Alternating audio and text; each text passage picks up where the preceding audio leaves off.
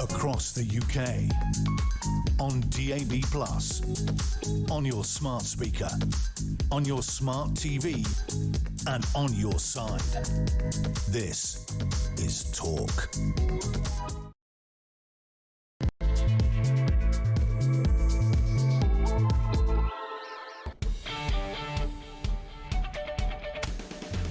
Hey, very good morning to you. Welcome along. Just gone 6 o'clock. This is, of course, the home of common sense and the home of the alarm clock Brit. Yes, back from the big charity do in Newcastle. God, don't talk to me about trains. Thank you to Mark Dolan, who was on the show for the last couple of days. But we're on live and exclusive across the UK. And this show, I've told you again and again, it's about your views on the news of the day.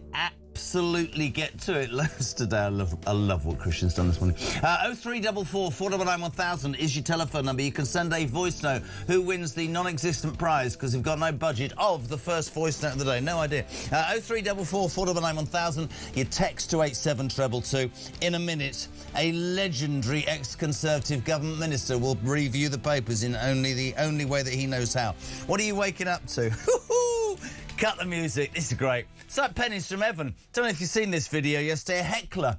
Old Rachel, she repaired to a, I don't know where it was, a petrol station somewhere in Leeds, I think, or near a constituency, to announce this government's planned 5p hike in fuel duty was not going to happen. So that's the 1,393rd U-turn since they took power. And there she was in a lime green suit, just standing there saying to the people, I'm listening. We're not going to do this. We care about white van man. And then this happened, ladies and gentlemen.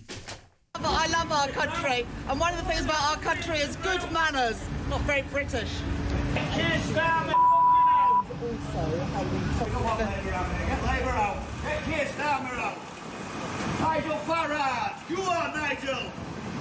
We're going to get arrested. We've got English flags on here, Rachel. We're going to get arrested. You're ruining the country. Get Keir Starmer out. Look, England flags. You're useless. Labour parties are useless. I love our country, and one of the things about our country is good manners. Not very British. So you know the news about the freezing fuel. It's quite interesting because that's not very British. So I thought, well, I didn't, Christian did. What is British when you bear in mind this Labour Party? Let's be honest, this government.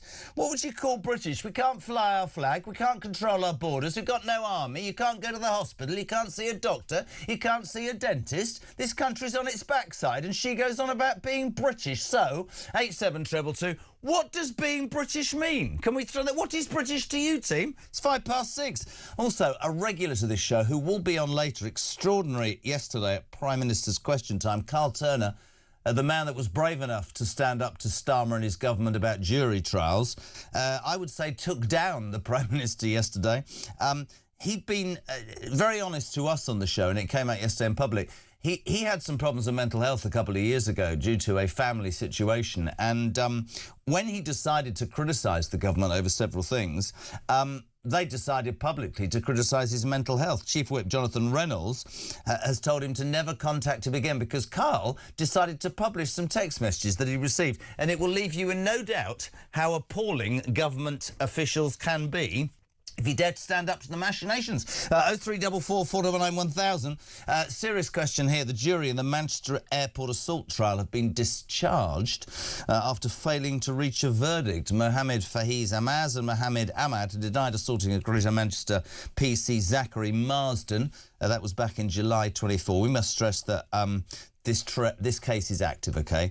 And another retrial could be called. So we have to report it, as I've always been honest with you, very straight. But the jury failed to reach a verdict. Make that of what you will. 0344 499 1000. And apparently this is a victory for common sense, which means a victory for talk. Education Secretary Bridget Phillips, I'm going to read this straight so you don't accuse me, today is expected to confirm that trans women must be barred from female toilets, changing facilities and sports teams to protect single-sex spaces. The guidance, of course, follows last year's Supreme Court judgment that trans women who were born male are not legally women, which in the world of common sense would make sense. Now, lots of people get up and down about the trans debate, and I will stick to the same thing I've said forever, OK? I don't want my 15-year-old teenage daughter to be changing in a changing room and a man with a penis whether he's got a dress on or not, to start undressing. That is where I come from. Plus, we will add in the mix, there's a heat wave on the way. It's going to be 30 degrees over the bank holiday weekend, and then everybody will go, oh, it's too hot. We say a very good morning to a man who, really is very hot. That didn't sound right, did it? Jeremy. Steve Baker. I didn't, yes. I mean sweaty. Former government minister, Conservative. How are you, sir? I'm all right, thank you. Yes, thank you for that incredible introduction. Jeez. The Rachel Reeves. Oh, it's beautiful, isn't it? You're saying what's British? Well, heckling must be British. Being common sense must be British. Yeah. Putting up with no nonsense must be British. Heckling politicians is a very fine British tradition. And to a credit, actually, it was a good response off the cuff, although it does open up that question, what is British? But I think what it really points to is that that's the home of common sense, isn't it, in that white van? They are useless. They are ruining the country. I don't know if it came through, but what really infuriated him was he said, I've got flags. He's got the Union Jack flag on his van. Are you going to arrest me? Those are the sorts of things that matter to people. Well, and that's how people feel, isn't it, that if they display their identity. And it's so toxic. When people's identity feels under threat, that just causes them, of course, to double down on their identity. As a Minister of State in Northern Ireland, I saw it all the time. Did you get heckled lots? Not especially, no. I mean, over Gaza, I got, pursued in the street, which was quite worrying on one occasion. But occasionally you get heckled. But the best thing to do is just go and engage with people. I mean, the drive-by heckle is obviously quite difficult to respond to. But if you're being heckled in the street, just go and talk to people. And usually they calm down and just talk to you. Mike and Croydon, straight away. The irony of Reeves using the term, it's not very British. They've destroyed what being British might have meant by insisting British people are far right or racist. Looking out the train window, I can confirm, though, that British weather is crap. Well, that's true. Moaning about the weather is definitely very British. That heat wave, how do you feel about a heat? Are you one of those people who go, oh, it's too hot? Because the trains now will stop because, the lines will bend in the heat or something, won't they? We're not very good at it, are we? No. Hot and cold. But, I prefer it cool. Pete, good morning. Reeves freezes fuel duty like she's doing us a bleeding favour when the price of fuel has already been raking them in loads of tax. I mean, you said to me off air, they were always going to U-turn on this. Absolutely ludicrous. The public can't bear tax at these levels. I mean, more than half the cost of I've forgotten the figures exactly now, but I think it's more than half of the cost when you fill up is tax. Yeah. There's VAT on the fuel duty. It's amazing there aren't riots, really, over I don't understand how we manage to screw drivers so spectacularly in this country. And don't get me on my favourite subject, cyclists. I mean, what drivers have to pay, whether it's congestion charge, fuel duty, road tax, national insurance. It's ludicrous, man. People have phoned this show in the past and gone, can't even afford to drive my car to work, and I need my work. Well, the next thing will be road charging because of electric vehicles not paying fuel duty, and the Treasury can't afford it, so we'll have road pricing. And that's not the... if one wanted road pricing to try and affect congestion, that's not the reason to do it. But in my mind, I have a very strong opinion about Rachel Reeves. You're probably far more straight down the line. What do you make her in terms of competence, genuinely? Oh, incompetent. She doesn't know what she's doing. But, anyone in the Labour Party is going to come up with the wrong answer on economics. Yeah. They're going to support policies which make us all poorer. I mean, the art of economics is to see the long-run consequences of your policy on everybody, not just the short run on a particular group. So things like having a freeze on supermarket prices sounds lovely. None of us want supermarket food prices to go up. But the experience around the world always is if you freeze prices, you get shortages, because of course you do.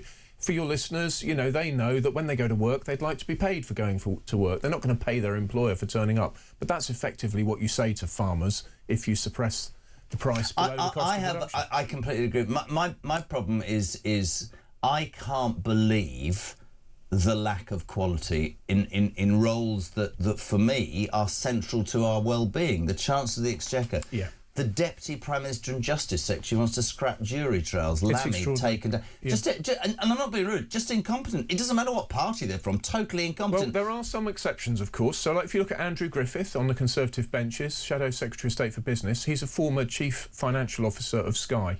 Now, you might not like Sky here. I haven't said a word. But he's a serious guy I know, with Andrew. really serious business experience, and he's a great standout example of real quality. But it is true that... But that's what Reform pitched their thing at. People who have run businesses, made businesses, done a job away from that. Well, somebody was saying to me yesterday, the thing about, if you look at that Labour Party, you've gone from university to students' union to SPAD to think tank to Fabian Society. None of them have grafted in the real world like Alarm Clock Brits, have they? Yeah, it's absolutely a serious problem, but do you know what the answer to it is, and your listeners won't like it? What? It's a democracy. Join the political party of your choice. Turn up to the selection meeting and say you're not good enough. Quite right. And it is up to us. Pete wins the award, 6:12. Morning, Pete. Good morning, Jezza. Oh, that outside broadcast that Rachel Reeves, Richard III, Gwendolyn from Wallace and Gromit did yesterday was absolutely priceless. Get that bloke on your show. You must get him on there. You know, she deserved everything she got there. And you know what? If she had any good manners herself, she'd have the good manners to resign, wouldn't she? And get her boss Keir Starmer to resign as well, to take them all with them. The bloody lot of them need to go. Have a nice day, Jez. Thank you very much indeed. So this is an amazing clip yesterday from Rachel Reeves, who at the front, I noticed, I heard Sun readers over the fuel duty, says Rachel Reeves. Yeah. Fair play to the Sun. What an amazing piece of work. I mean, the huge win for them. Their campaign against the fuel hike reversed yesterday. But like Rachel Reeves has read or even listened to the Sun. We all know what they think. Can I just... I love this. She's obviously... I haven't seen or heard anything from Rachel Reeves for months. Now, I would respectfully suggest, and I could be totally wrong, that these raft of comments and appearances and so could be something to do with the fact that she thinks her boss is for the bin and she'd like to give somebody the impression that she's competent enough to do the job, i.e. Andy Burnham, who we'll talk about in a minute. It's absolutely in her interest to let everybody know that the bond markets would prefer that she stayed in place. And actually, that is one of the things about bond markets. Listen to this. They like continuity. Isn't it true that they're so appallingly talented that she's probably the best option for the Labour Party? Well, that could be true, I'm afraid, and that is often the case. I mean, I've said it before that Starmer could well turn out to be the best they've got. Wow. 0344 499 1000, text to 87222. Now, on the back of that clip, she thought that she'd also try and garner some publicity and some popularity. Yeah. Yesterday, this is terrible, Rachel Reeves did her first ever TikTok. Oh, no. Oh, Baker's gone, oh no. Oh, no. I haven't seen this, but I know how good Christian is at finding them. Rachel Reeves on TikTok, take it away.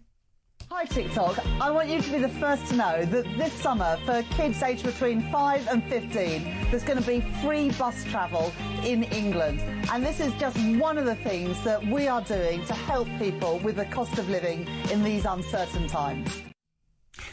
It could be worse. Two things without being cynical. Free bus travel for children, right? How many children pay a bus for? Honestly, I don't mean to be rude. And cheaper chocolate and biscuits. Well, that's a really good, ruddy, impressive diet, isn't it? What is wrong with these people? Bread and circuses. I mean, It's honestly, the next thing we'll be complaining about childhood obesity, yeah.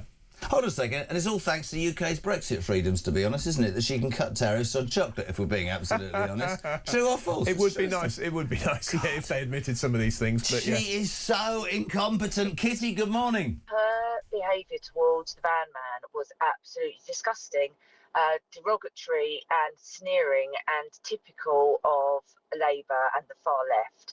And she only shouted her snarky comment when she knew he had left and was out of hearing.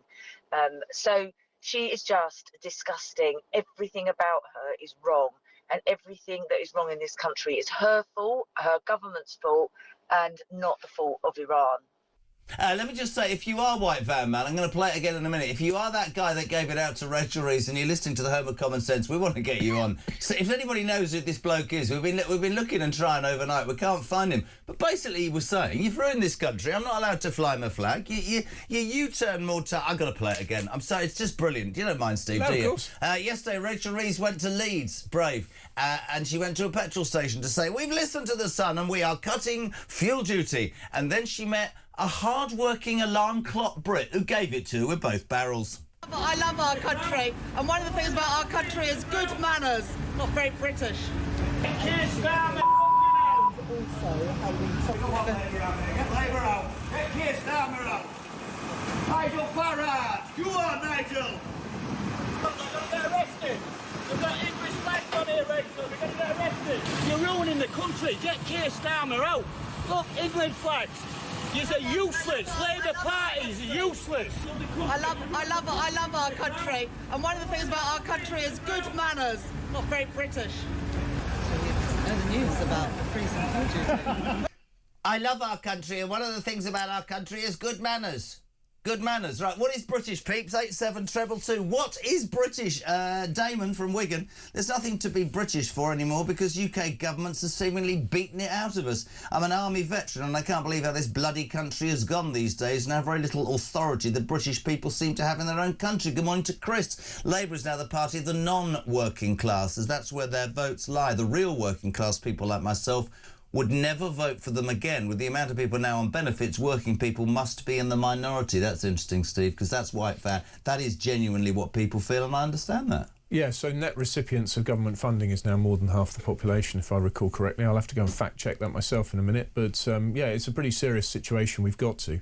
But we cannot all live at everybody else's expense. I mean, of course you can't. It's like taxing yourself, trying to lift yourself into prosperity by standing in a bucket and lifting it up. It can't go on. It will stop. The question is how it stops. To be honest, I listen to your listeners coming in with voice notes. I think, thank goodness, there is still common sense in this country. But there is. People are fed up with being told what to think, aren't they? I think so, and I think I mean, I know we have this conversation regularly, but I do it for a reason. I think we're away at this charity do, and so I won't go into detail. This guy decided to attack my views, which is absolutely fine. I like democracy. I love all that. The fear that you see in the eyes of people who have just gone through their lives for years and seem to believe that there can't be change or the silent majority cannot have a voice is so obvious to me. So bloody obvious that there is genuine fear. They'll call it populism, nationalism, they'll call it divisive, they call it extremism, whether we're talking the Greens or we're talking reform or whatever we're talking, right? But the truth of the matter is, I think that too many politicians in this country underestimate the British people, who I think were switched off from politics for a long time, expense scandal and all of that.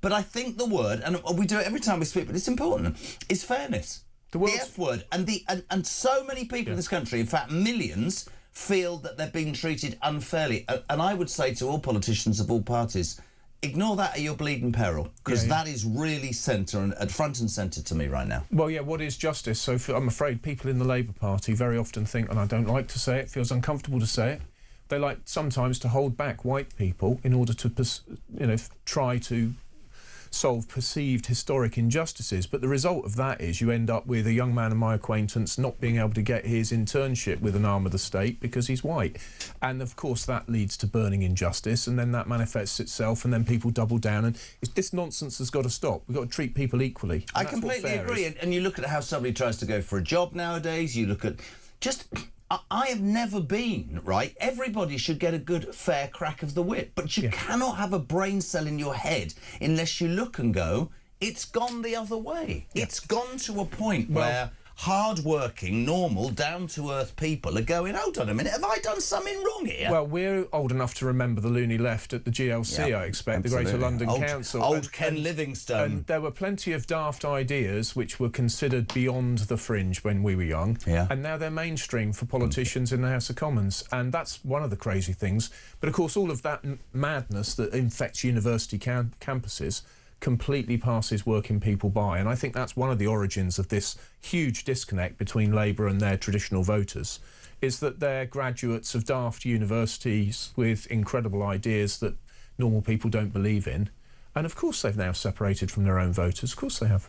What normal everyday people want is lower taxation and the ability to actually have a couple of quid at the end of the week to buy a pint, not being skint and looking at everybody else getting treated better. Absolutely, What is being British to Steve Baker? He's heard old Rachel Reeves going, it's not very British. Good manners are British. I know I'm messing your lives up, but that's not very British. What's British to you? No nonsense, live and let live, standing up for our country, not being afraid to love our country, but not being aggressive about it. Good idea. 0344 499 1000. Morning, Jez. I'm guessing it could be said that being British is about tolerance and forgiveness. Absolutely, yeah. I like tolerance. And unfortunately, I can neither tolerate nor forgive this government for what it's done to my country. People have forgotten what tolerance is. Tolerance is live and let live. Agree to disagree. Agree to disagree. A democracy. It's not that we all have to agree on the same nonsense that the Labour Party's lunatics peddle. This is... Sorry, Christian looks at me.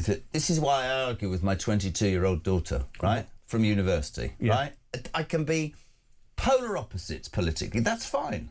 I welcome the fact you've got an opinion, but I will use until the last breath in my body to tell you that if you're entitled to your opinion, I am entitled to mine. And because I'm 60 and I differ to you, you're not going to cancel me, ban me, label me and tell me that everything that your grandparents taught me and I've tried to teach you is a pile of crap, whilst then asking me to pay your rent for the month on your flat. The reality is... No, I'm being serious. All kids do that. But the reality is... You're right, everybody, but the new modern view is you're all disgusting, homophobic, misogynistic, racist, right-wing bigots.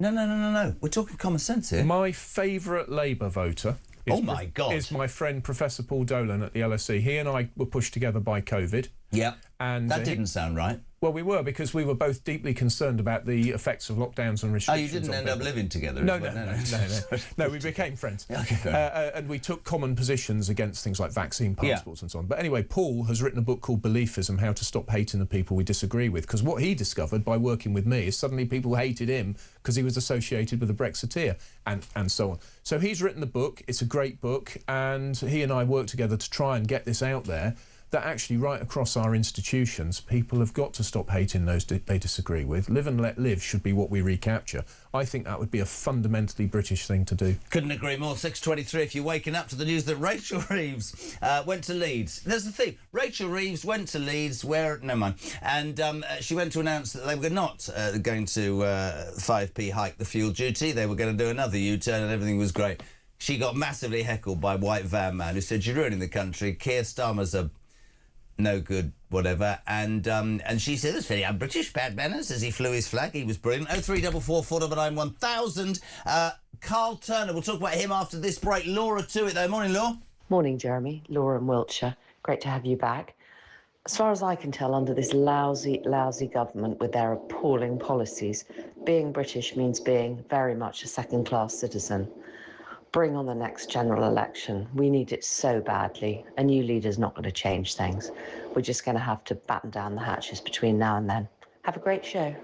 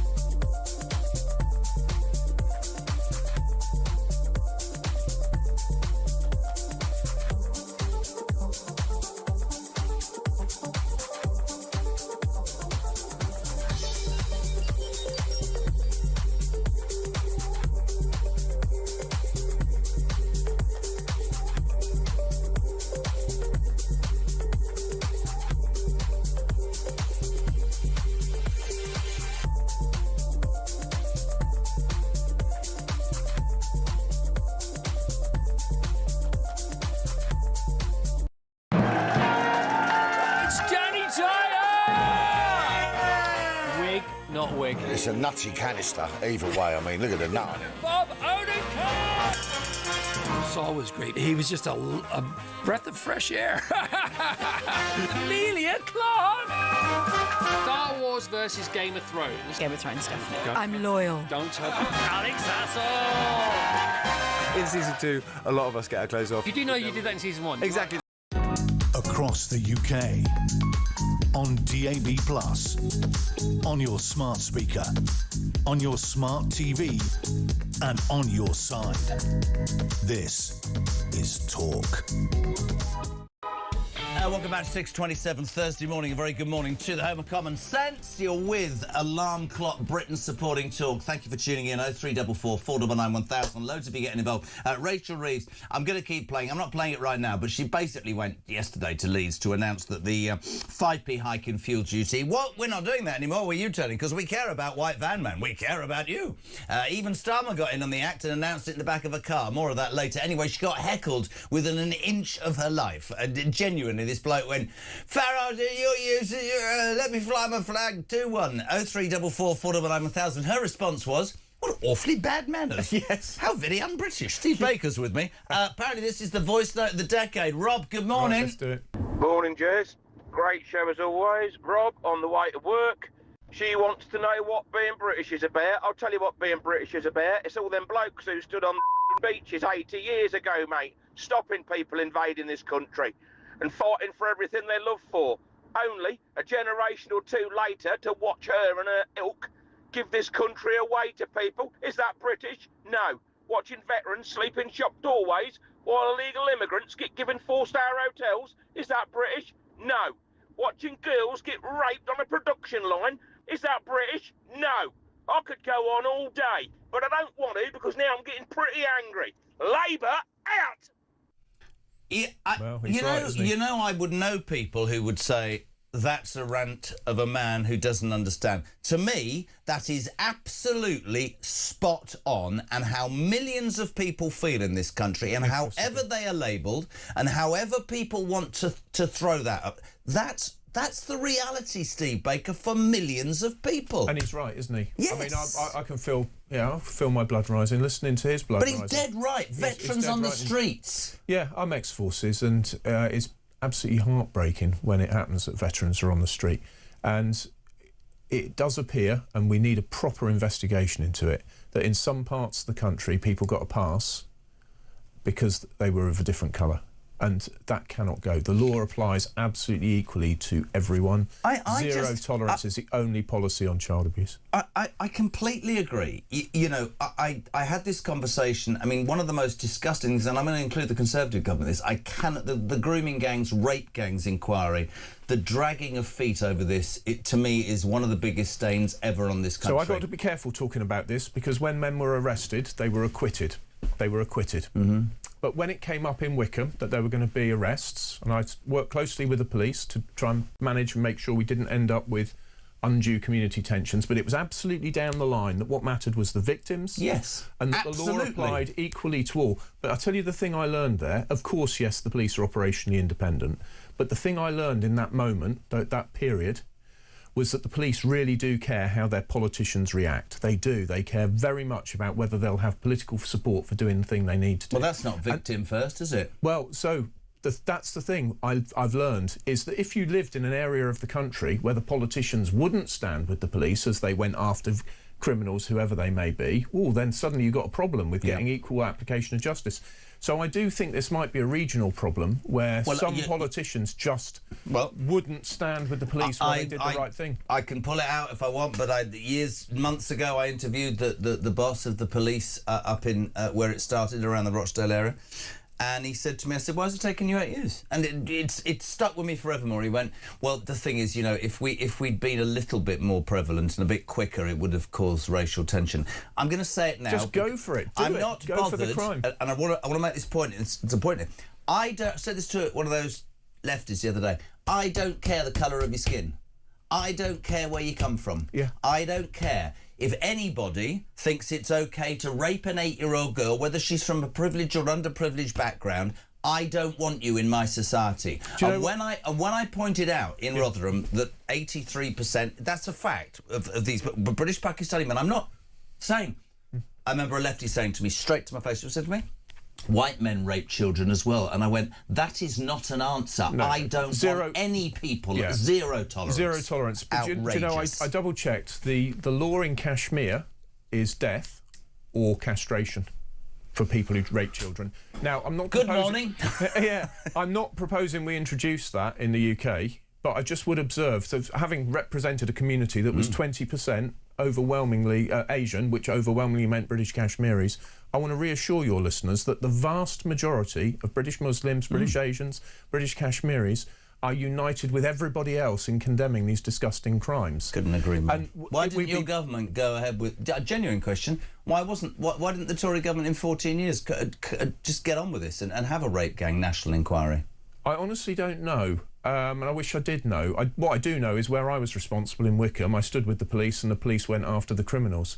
As I say, got to be careful because they were acquitted. But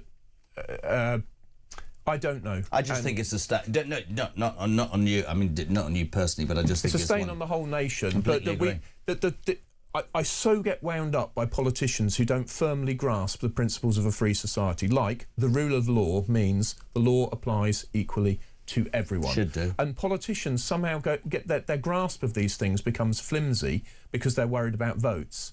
And no, actually, these principles are long established. They're more important than any one of us. They will outlive any one of us, and politicians should get a grip. Zero tolerance, equal application of the law. Sorry, I'm completely agree with all of that. 25/7. Nobody now, of course, will get away from Rachel Reeves. So if you are waking up to talk breakfast, there's lots to talk about today, but basically what centred yesterday was, and I've got a poem, this is brilliant, Martin Tweedle. No. Dum-dee. No, we're not doing it. Martin Tweedle. Morning, Jez. Here's a poem. Rachel Reeves went up to Leeds to talk about discounted petrol. Out came a man with a flagged-up white van and gave her a jolly good heckle. Brilliant. That is very good. This was Rachel Reeves, Richard III, yesterday, up to Leeds. We're not going to do far pee on fuel duty. We'll listen to people. Everything's fine. And she was ripped. Well, anyway, have a watch, have a listen. I love our country, and one of the things about our country is good manners. Not very British. Kiss down the Also, how we Come on, Labour out there. Get Labour out. Get Keir Starmer out. Nigel Farage. You are Nigel. They're going to get arrested. They've got English flags on here, Rachel. They're going to get arrested. You're ruining the country. Get Keir Starmer out. Look, England flags. You're useless. Labour Party is useless. I love our country, and one of the things about our country is good manners. Not very British. Know the news about the freezing future. Yeah. Morning, Jez. Give that white van man a knighthood, says Diane from Bedford. He said what common sense, hard-working people are thinking every day. He should have played a hysterical laughter after he'd driven off. Shocking Chancellor, shocking government. Jason's in Portsmouth. Morning, Jace. Geez, she wouldn't recognise what being British was if a Union Jack wearing British bulldog named Winston jumped up and bit her on the arse, whistling Rule Britannia. There's a Do you know, I really hope that Labour advisors and people in Number 10 are watching this and listening, hearing your listeners, because when I listen to Wes Streeting demonising reform, and then you listen to the public who want common sense back, it's a very dangerous path for Labour to go down, to be demonising British people. It's very interesting to, and this isn't just pro-reform, but reform have based themselves on, broken Britain and dealing with the immigration problem and giving Britain, I guess, back to the British people. And they've been called divisive and nationalistic and populist and all those things. But do you want to know something? I cannot understand politically how SPADs or advisors or even officials higher up have not actually tapped whoever on the shoulder and gone, you do realise millions of people in this country you're trying to govern actually are with this, don't you? Groupthink is frustration. Groupthink is a terrible phenomenon, and people tell one another they're right in groups and then condemn everybody else, and it's psychologically hardwired. I think that's what happens in these daft Labour circles. They tell one another they're right and end up ignoring the people who are rightly furious, as they call you. And it is dangerous. Morning, JK. Richard III, called herself British. Does that make her far right? Because that's what you get called if you're British nowadays, says Dave in Aberdeen. Yeah. I mean, that's interesting. This is interesting. Jez, my wife Michelle is a community nurse, pays tax on the fuel she uses for work, VAT on the fuel she uses for work, then tax on the allowances she gets to help compensate her expenses. Dean in Suffolk, who just says this whole situation is utterly ludicrous. Pete says Reeves will give out free chocolate and then wonder why kids will be without a dentist who can't see a dentist will end up with rotten teeth. Isn't that true? Yesterday she said free buses for children and free chocolate, but she can't see a dentist. But I'll tell you who can see a dentist. This isn't me being unfair. Do you know who can see a dentist like that? An illegal migrant. Oh, well, yes. True or false? I don't know. Is it? 24 hours after they arrive in this country, a GP and a dentist sorted. I wouldn't be at all surprised if there's some international law obligation to do it. Sorry? I wouldn't be surprised if international law obliges them. See, it's too early and I'm going to get wound up. Well, what international law says to the British people who are paying tax, you can see a bloody dentist too. Yeah, well, Pete, I know people have been reacting furiously, but this is why we end up that we've got to leave the ECHR. Now, for years, the convention rights themselves, this is another classic, the convention rights themselves are a sensible response to the totalitarianism of the Second World War. Yes. Of course they are. But then, of course, the judges have overinterpreted it all.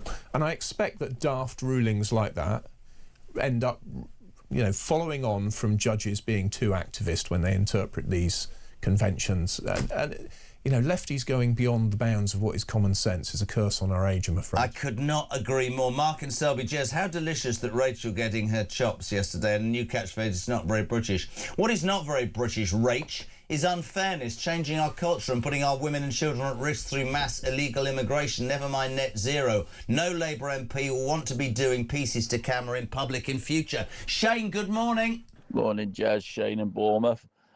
You got to admit, mate, that guy in the white van, he's absolutely right. And for Rachel Reeves to turn around to say that what he was doing was not very British, what he was doing was actually extremely British. He was speaking his mind and telling it how it is.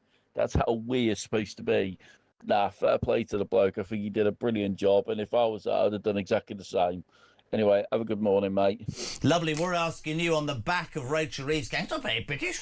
Shouting at me and heckling me. It's not very British. I don't know where that impression's come from. What is British? Jess, being British is about being fair, which is something that is no longer seen to be the case in Great Britain anymore. Everyone has a group that they think they deserve more than everyone else. Bring back good old British fair play. Absolutely, says Dawn in Wales. Hear, hear, Dawny. Valerie's in Norfolk. Do you know a song named after her? Valerie! Never mind. I can't sing. Jez, can you not sing? No, can you dance? Only with you, Jeremy. Wow, it's getting wrong. Someone should tell that dreadful bloody woman in charge of our finances it's not British for her and the rest of Labour cabinet to take freebies. I'm British and I'm increasingly ashamed of this country. Oh my God, this is terrible. This is from Jay. I think that guy was pretty tame compared to what other people would want to say to her. If it had been me, I would have been asked her why she thinks it's acceptable to give more money to people on benefits and not help me and the other working class people keeping her stupid economy propped up. Yeah. No, you can't believe the last line. She's a complete moron who needs to wash her hair, is what she said. Oh, well, I wouldn't like to comment on that. No. Wow. And Roger from Wales, just to finish off, says, I think we should give her some credit. At least she didn't burst into tears. Do you know, to be fair to her, being a minister and being an MP can be extremely stressful. You want the job, mate, deal with it. You can't, yeah, exactly. I'm being serious. Yeah, I have no sympathy for her at all. Yeah, well, even when I was suffering from depression, you didn't find me in distress in the House of Commons. You just got to put a brave face on it and crack on. I want to talk about that after this break, because, and I meant to do it this time, but it always goes madly busy. I'm just going to pitch this up. Carl Turner, who's a regular on this show and here after 9 o'clock, yesterday took down Starmer at PMQs. Because he accused Number 10, which I knew about because he was on the show, of briefing against him due to his mental health. We'll do that with Steve Baker after this break. We're coming back.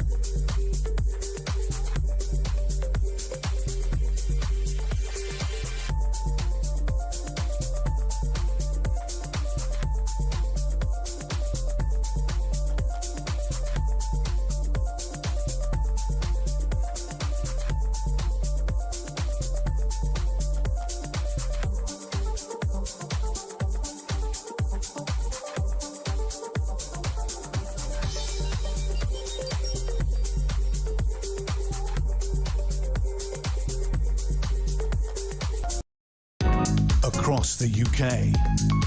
On DAB+, on your smart speaker, on your smart TV, and on your side. This is Talk. Welcome back, 17 minutes to 7. So if you are waking up, the big news story of the day is that Labour Party have decided to scrap the planned 5p hike in fuel duty. We've already heard how Rachel went off to Leeds yesterday and got abused by White Van Man. We're actually getting nearer because I want to find out who he is. I think we've got a friend of a friend next. But before that, even Starmer's joining in. He thought it would be a good idea to announce this 5p scrapping fuel hike tax thingamajig. Where do you think he did that from? Cynically in the back of a car. Have a watch. Here we go. Fuel duty will not rise this year. We all know that the conflict in the Middle East, in Iran, is not our conflict. We're not involved in it, but we have to protect people here in the UK from the impact. Every driver knows the impact it's having on petrol prices, prices at the pump, and that's why the measures we're taking to freeze fuel duty will make a difference, because we must protect people in this.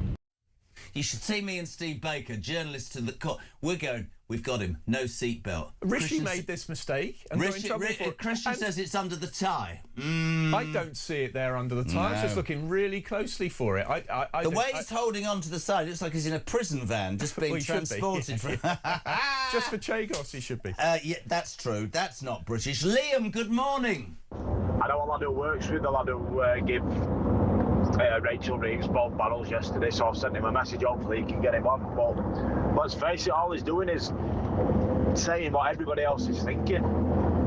Look at every time a Labour politician goes out anywhere, it's like they can't even be in public. If that's not resonating with them about much they're hated as a party, and to be fair, I don't mean to single people out, but as individuals as well. And I think the working class take it a bit to heart even more, because obviously we're classed as bottom of the barrel to them, but they were for us. They were for the working man and woman. That's what the Labour Party was all about. I think that's a really interesting point. He's made me well up hearing him say bottom of the barrel, and that's how he's being made to feel. That's disgraceful, and that's real. That's not like a game, is it? That man's been made to feel like he's bottom of the barrel. That is bloody terrible. Let's just do a couple of things quickly. I must go to Kinsey in a minute. Can we just talk about this food thing? You'd be much better on this. Don't cap food prices, screams the Daily Telegraph. Bank warns Reeves, front of the Times. Yeah. Bank chief joins attack on freezing food prices. What's the idea behind that, then? Lots of things in politics sound like a good idea in the short run. So rent controls, capping food prices. We all want lower rent. We all want lower food prices. But what politicians, economists ought to ask is, and then what? If you force down the prices of food, you get less food. If you force down the prices of rent, you'll get fewer houses on the market. The way to get food prices down, the way to get rent down, is to produce more food and to produce more houses available for rent and indeed purchase. And what that means is more freedom. And what everybody needs to do is just pause and think, and then what? But if they suppress the price of food below the price at which it can be produced, people will stop producing it. It's like asking somebody to go to work but pay their employer. You wouldn't do that, would you? Completely. And it's the same with price controls. If you suppress the price, people will say, oh, well, I can't produce bread for that price, I'll have to stop. You can't expect people to put themselves into bankruptcy to produce bread. Why not just make the economy grow, business be more successful and do it that way? I know you're a bit younger than me, but you and I are old enough to remember. How old are you? 55 shortly. Do you not know how old I am? I'm joking, aren't I? Oh. Fell for that one, didn't I? You did. I absolutely fell for that. All right, Baker, you're getting good at this, aren't you? You're going to get me back later. Wow. But the point is that we're old enough to remember how people from the old Soviet Union reacted when they came to our supermarkets and saw shelves absolutely awash with every kind and variety of food, because you didn't get that in the planned economies of Eastern Europe. Completely. Why didn't you? Because they had planning and price controls and all the rest of it. And that farmers just couldn't produce the goods. We have full supermarkets and plenty of them because we have a reasonably free market in food. Good man. I've been trolling this all morning and I need to get it on. Carl Turner, good friend of the show's, I think a very brave politician who stood up against the Labour Party about banning jury trials, came on this show a couple of months ago, and said, I fell out with Number 10 because a couple of years ago there was a personal matter in my family. I had some mental health problems. I told Number 10 and they used it against me when I dared to stand up to them. Yes, they took down Keir Starmer at PMQs due to the fact that Number 10 had briefed about his mental health. Chief Whip Jonathan Reynolds had told the suspended Labour MP to never contact him again. We've got the text. It says, from Reynolds, it says, as this is my personal number, I want to make clear you do not have permission to contact me on it ever again. Any inquiries you have about your status as an independent MP can be via email to the Whip's office. If you do not respect this, I will block your number. Well, he should have just blocked him if he didn't want to hear from him again. But, I mean, it's not the way to treat anyone. I want to play this clip because I'm a big fan of Carl's, and you're going to talk about mental health as well, but it's disgusting how they've smeared him. Have a watch, guys. Have a watch. I received hostile briefings and smears about my mental health from the lads in Number 10 Downing Street. The Chief Whip's shaking his head, but he knows about it, Mr. Speaker. The Prime Minister knows that my nephew Matty took his own life as a result of work-related stress as a young criminal lawyer. So during Mental Health Awareness Week, while ministers spoke with compassion about health and well-being, did the Prime Minister reflect on those hostile, discriminatory briefings which he knew about and he allowed to happen?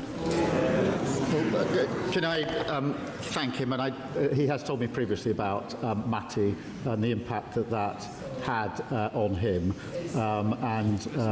I totally understand that, and I want to be absolutely clear that nobody should be smeared in relation to mental health. Nobody on any issue, whatever they may argue on any other issue. Nobody, and I will do everything I can to make sure that that is the position.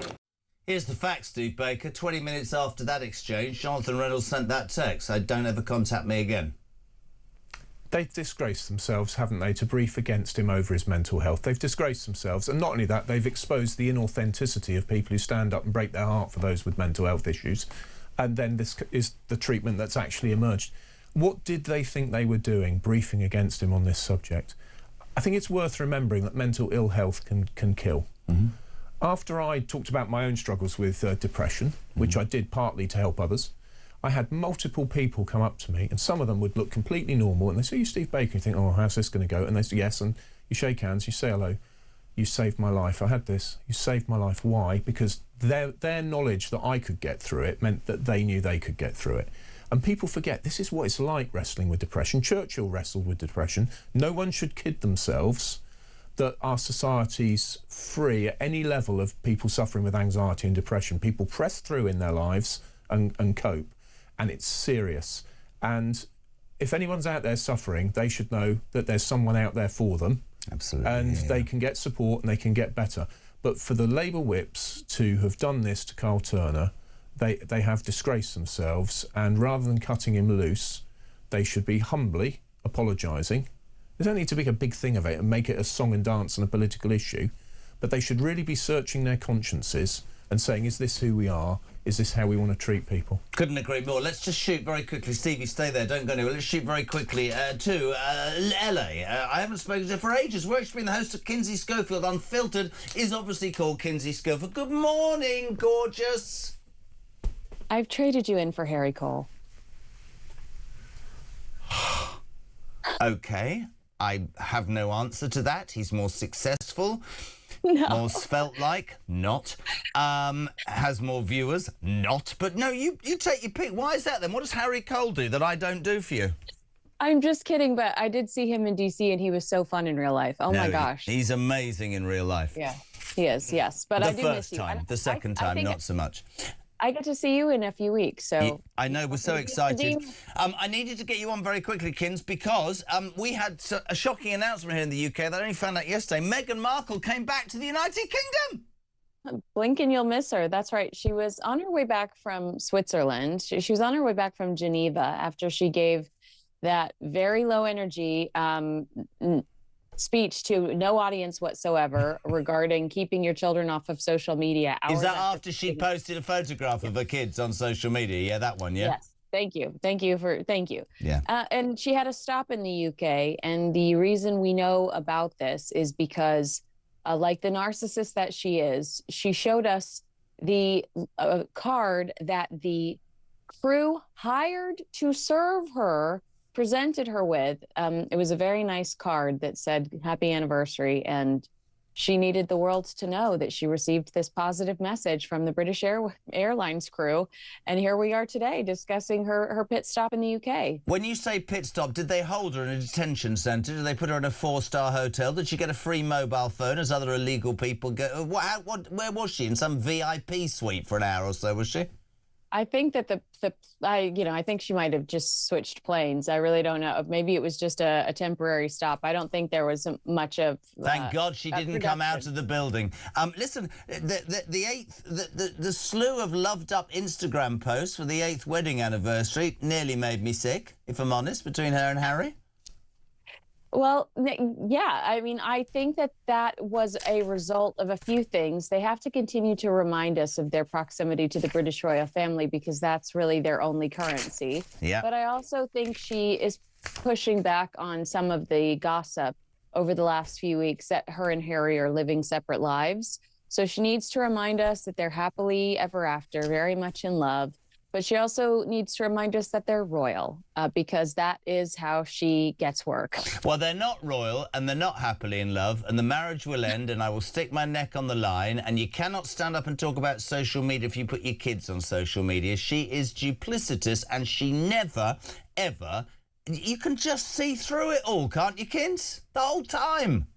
I agree with you. And when Harry wrote, I think that this whole Starmer thing is incredibly fascinating. I feel like the countdown is on. But I also think that Harry writing the piece in the Statesman, the New Statesman. Yeah. The anti-Israel piece in that publication, I think Harry in the Ukraine, Harry has a relationship with Starmer's government, one that I don't necessarily understand what the benefit to the government is unless they really do hate the monarchy and they, are intrigued by the idea of Harry helping bring it down. But it's been reported that Yvette Cooper has been counseling Harry between Ukraine. I also think that she might have counseled him on this most recent piece. And it does feel like he's supporting the current government, which is falling to pieces. And why? Because he wants his security. Because Meghan and Harry want to visit the UK more often. Whether the UK wants them to visit is another matter. But you're right. I don't want to bring in Steve Baker, actually, former government minister. This is wonderful, Kinsey Schofield. Steve, Yvette Cooper briefing Prince Harry. What's that all about? Would that be likely to happen? Government ministers talking to younger members of the royal family? It's a bit strange, isn't it? I mean, His Majesty obviously he keeps abreast of events, but the royal family is separate from day-to-day politics. It's a bit extraordinary, yeah. But you can imagine, Kins, you can imagine those two finding any angle without being cynical that they can find that will perhaps give them an in, and they fail every single time to understand the depth of anger in this country about what they've done, don't they? Well, it's not only the depth of anger about what they've done, it's Harry getting political. As royals, you're not supposed to be political, pawns, and that's what Prince Harry seems to have become. He's getting way too political. When he was in the Ukraine days before King Charles met with Donald Trump to try to ease tensions, he challenged Trump and Putin. I mean, who is this guy? Why does Harry think he has the authority or the credibility to challenge either one of those world leaders? It's beyond me. I just want to bring Steve in because he's sticking his hand up. You want to say something? So Kins is absolutely right, and I think it imperils the monarchy to have royals being so political. I mean, His Majesty, when he speaks, when he gives a speech in the USA, that was amazing. It was amazing, and he delivered it brilliantly, and it was his speech. But he can only make that speech because ministers have cleared it. His Majesty only speaks as ministers. Constitutional monarchy for all those people who every day say to me, "Can the king get rid of Starmer?" No, he can't. If Kinsey's absolutely right, and if politicians, if the royal family start intervening in day-by-day politics, they'll be dragged into every division and it will imperil the monarchy. And I'm afraid this is just another area where I'm really disappointed in them. Harry and Meghan could have had an amazing opportunity to witness to this country how at ease we are, and they didn't. Guys, Kins, I missed you. When are you coming? Quickly, when are you coming? 2 weeks, I think. I'm buying you dinner. No argument with you hanging out with Harry Cole and all your friends and all the other channels. Come and see where it all started. Yeah, just remember that. Yes, sir. Love the bones of you. Kinsey Schofield, Steve Baker. Thank you very much, Steve. The news at 7 is next on Talk Breakfast.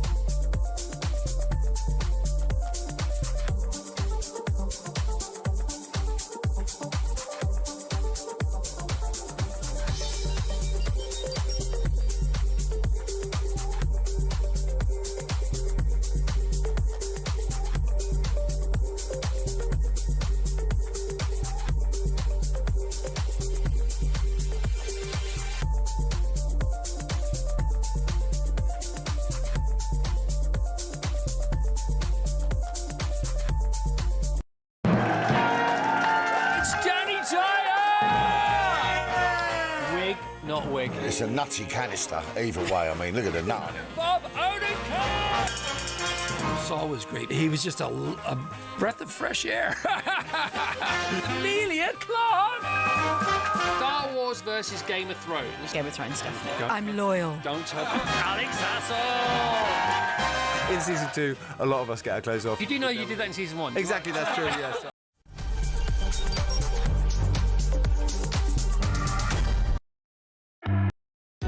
Across the UK, on DAB+, on your smart speaker, on your smart TV, and on your side.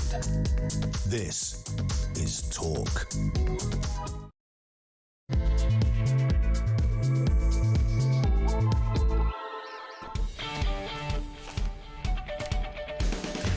Welcome along or welcome back. It's what is it, Thursday morning? Just gone 7 o'clock. This is JK on Talk, the home, of course, of common sense, and where your views on the day's news are so important. 3 ways of contacting us. Get that number in your head, 0344 499 1000. You can call, you can send a voice note right now. You can text us as well, 87222. Start your message with the word talk. What are you waking up to? Well, as ever, my dear, dear, loving alarm clock Brits, you're just focusing on one story. Yesterday, the government committed its 4,938th U-turn since it took power, where Rachel Reeves announced that the planned 5p hike in fuel duty was being scrapped. We've listened to the Sun, we've listened to the good people of Britain who are saying we're screwing them and we're doing our best. So she went to Leeds. Apparently that's where her constituency is. Rachel Reeves went down to Leeds. I'm not going there. Anyway, well, fill in the blanks if you want. So she goes to Leeds, to a petrol station, and she's standing there saying, I've listened. And then White Van Man, who I love. And by the way, if you're just tuning in, we're getting nearer to tracking this man down. Genuinely, we've got a number. I want him on the show. I think he should get a knighthood. He just drives past in his van surrounded with Union Jack flags and, in the politest way, rips our Rach a second. Well, have a listen. This is brilliant. Yesterday, Rachel Reeves and the heckler. I love our country. And one of the things about our country is good manners. Not very British. Kiss down, Come on, Labour out there. Get Labour out. Get Keir Starmer out. Nigel Farage. You are Nigel. They're going to get arrested. They've got English flags on here, Rachel. They're going to get arrested. You're ruining the country. Get Keir Starmer out. Look, England flags. You're useless. Labour Party is useless. I love our country, and one of the things about our country is good manners. Not very British. So you know the news about the freezing future. Two things from that. Not very British. We'd love to hear from you this morning about what you think being British is. A government that doesn't control our borders, has no police, no defence. You can go into a shop and nick 200 quid. You can work your arse off, but people on benefits get more. That's not British, is it? But what do you think? What is British? 87222. The other thing is, as Christian just whispered, as he always does in my ear, what Labour advisor thought she wasn't going to be heckled at a petrol station in Leeds? Do these politicians actually ever get out and understand what it's like for real working class people? Morning, Dan. Morning, Jezza. It's Dan from Kent. What's being British? Well, we love a queue, don't we? And because of the incompetence and actions of this Labour government, I'll tell you what queue's really long, and that's the job centre. Can someone explain to me, like I was in my 5, how's buying oil from Russia, no matter how Starmer spins it, how does that work? If we're paying Russia for oil, financing their war, and we're paying Ukraine to defend their war against Russia, I'll be playing both sides. Great show.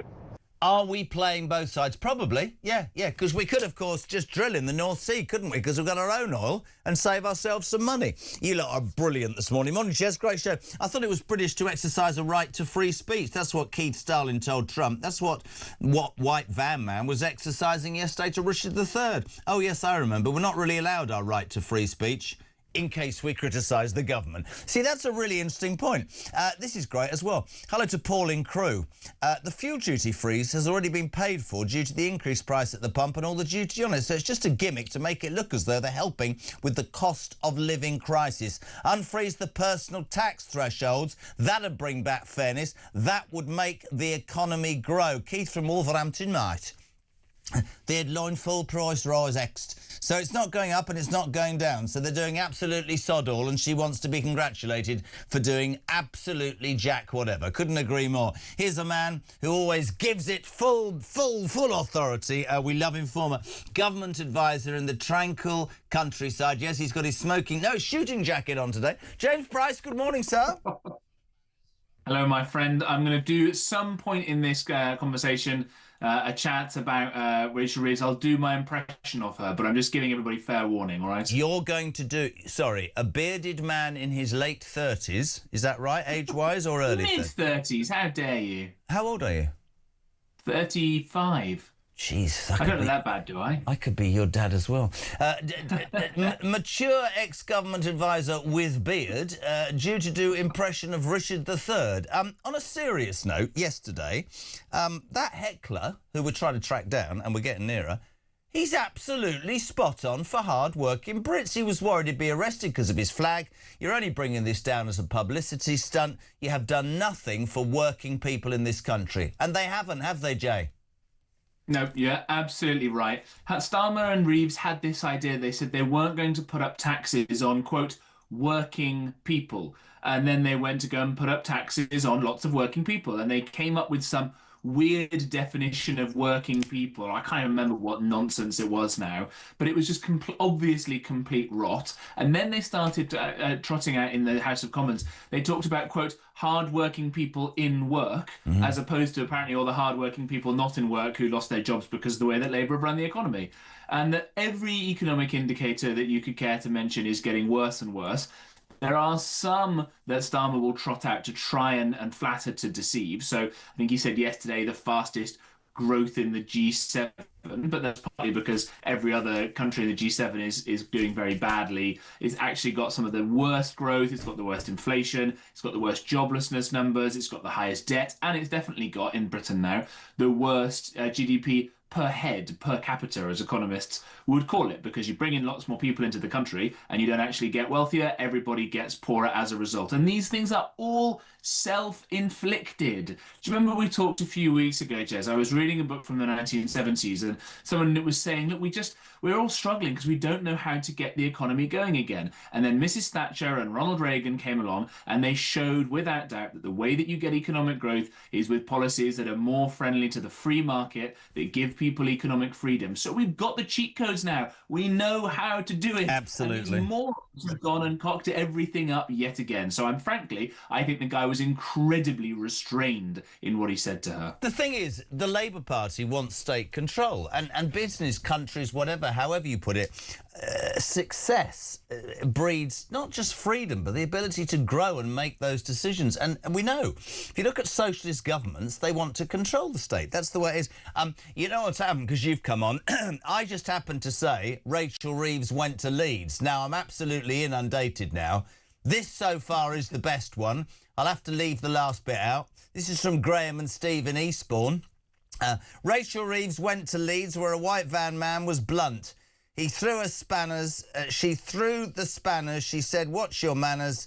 But let's be honest, Rachel Reeves is a bumbling idiot. Love the show. So there we go. That's by the way, you're a special advisor. Would you have said to her, seriously, go to Leeds, mate. Go to Leeds to a petrol station. It will be fantastic. Because I'm cynical. I think she's trying to impress old funny eyebrows in Makerfield, Andy Burnham. Because I haven't seen hide nor hair of Rachel Reeves for months. Have you?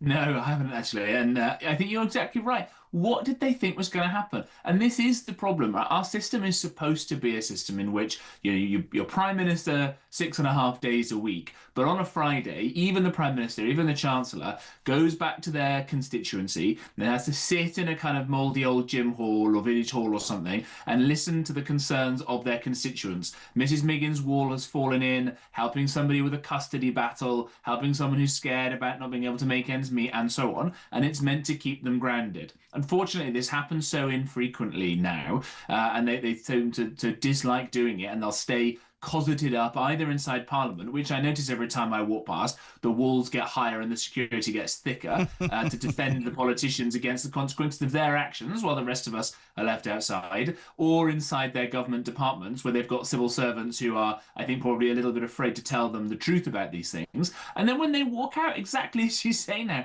how can she be surprised to be treated like this? And the most embarrassing bit for me is her reaction, I've got to say, right? You can imagine in previous generations, politicians coming up with some kind of witty response, right? Or at the very least, I'll put him down as a maybe or something. Or Boris coming up with a funny line. You won't be voting. So you won't be voting for me, will you then? All right, mate, fair enough. We're different. But no, not her. But I wanted to ask you about this because she said, bad manners? That's not very English, bad manners. What's being British to you, Jay? You're a Brit, you're a patriot. What's being British to you mean?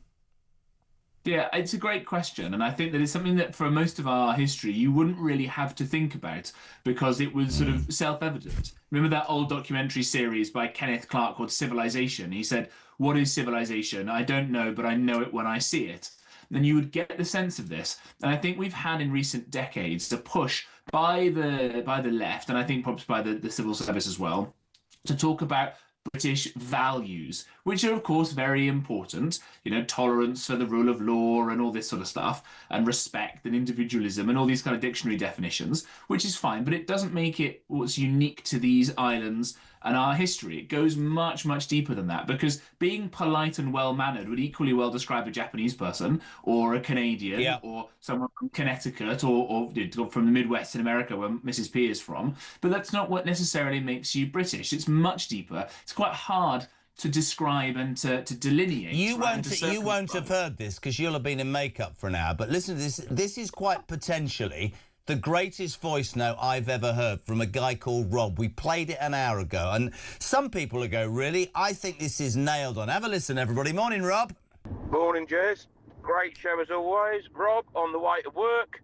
She wants to know what being British is about. I'll tell you what being British is about. It's all them blokes who stood on the beaches 80 years ago, mate, stopping people invading this country and fighting for everything they love for. Only a generation or two later to watch her and her ilk give this country away to people. Is that British? No. Watching veterans sleep in shop doorways while illegal immigrants get given 4-star hotels. Is that British? No. Watching girls get raped on a production line. Is that British? No. I could go on all day, but I don't want to because now I'm getting pretty angry. Labour out!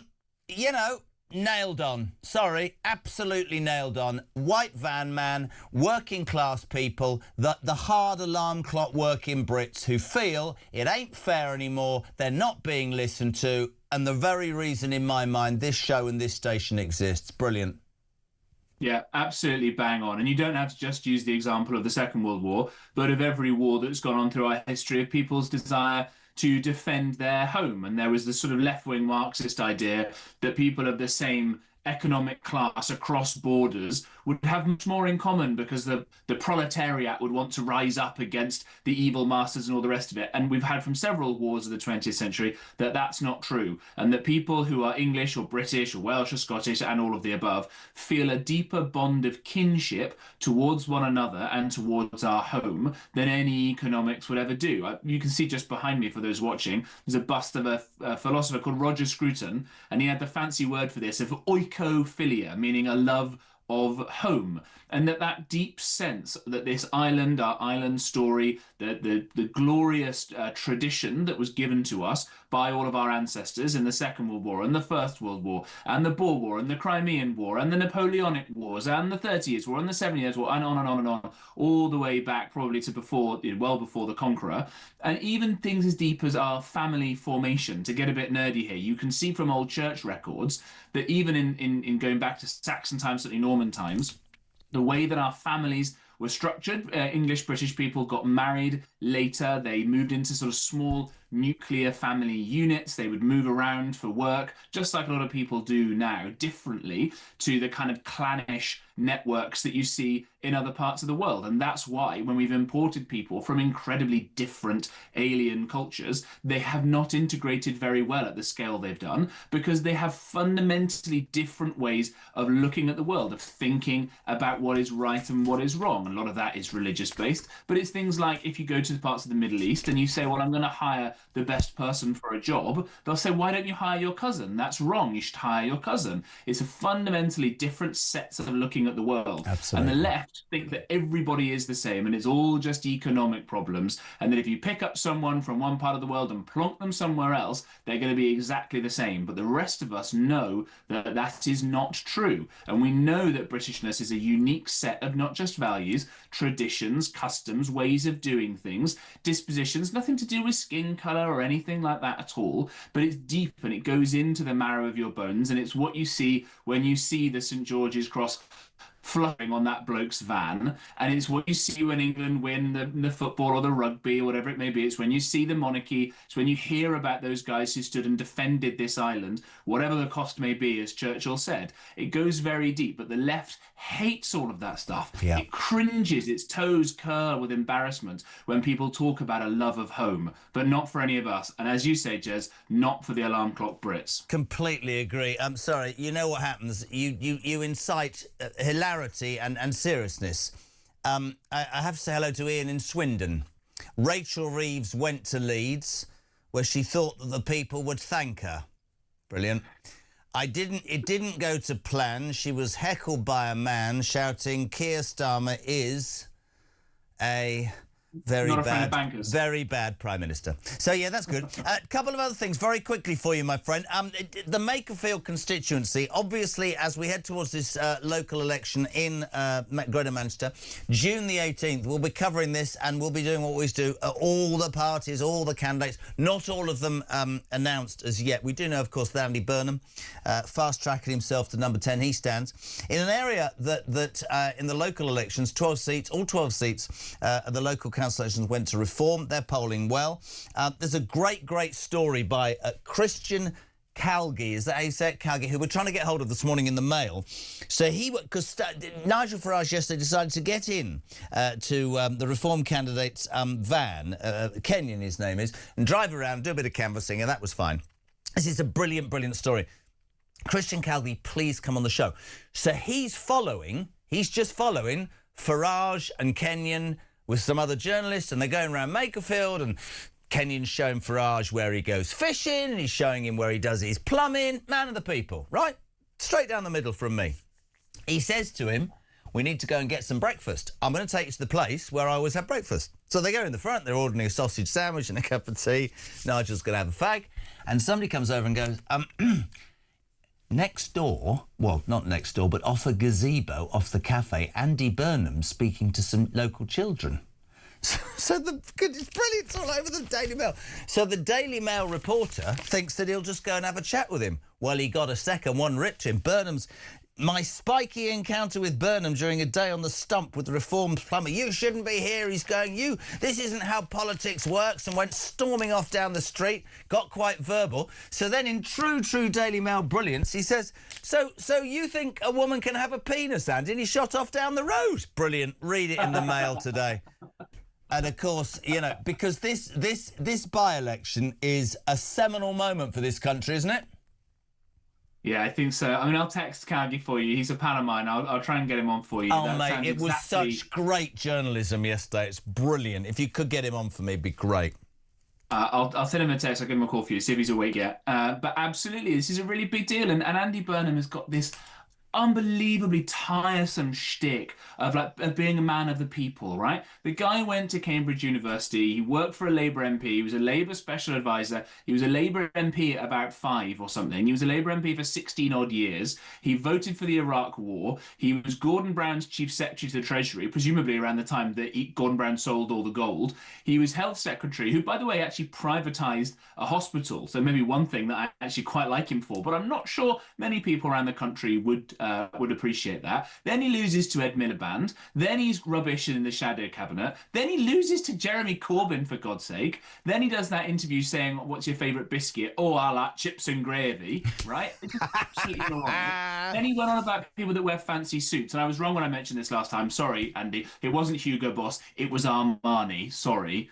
And then he becomes the mayor of Manchester, where the main thing he does is paint some buses yellow. Most of the work had been done for him. Most of the money, of course, comes from the southeast. So it's complete nonsense. The guy doesn't have a clue what he's talking about. He says he wants to rejoin the EU, says he wants to load more immigrants in, then he says he doesn't want any more immigrants in, then he'll say a woman can have a penis, then he'll say a woman can't have a penis. The guy hasn't got a Scooby. That's all I can tell you about him. Just a total and utter fabrication, every bit as much as Angela Rayner is. And if someone else, and if it looks like in the polling that Reform is the people to beat him, abso-bloody-lutely, because imagine some guy who actually drives a van around being an MP instead of Andy Burnham, who will not only lose that election but lose the mayoralty of Manchester as a result of this.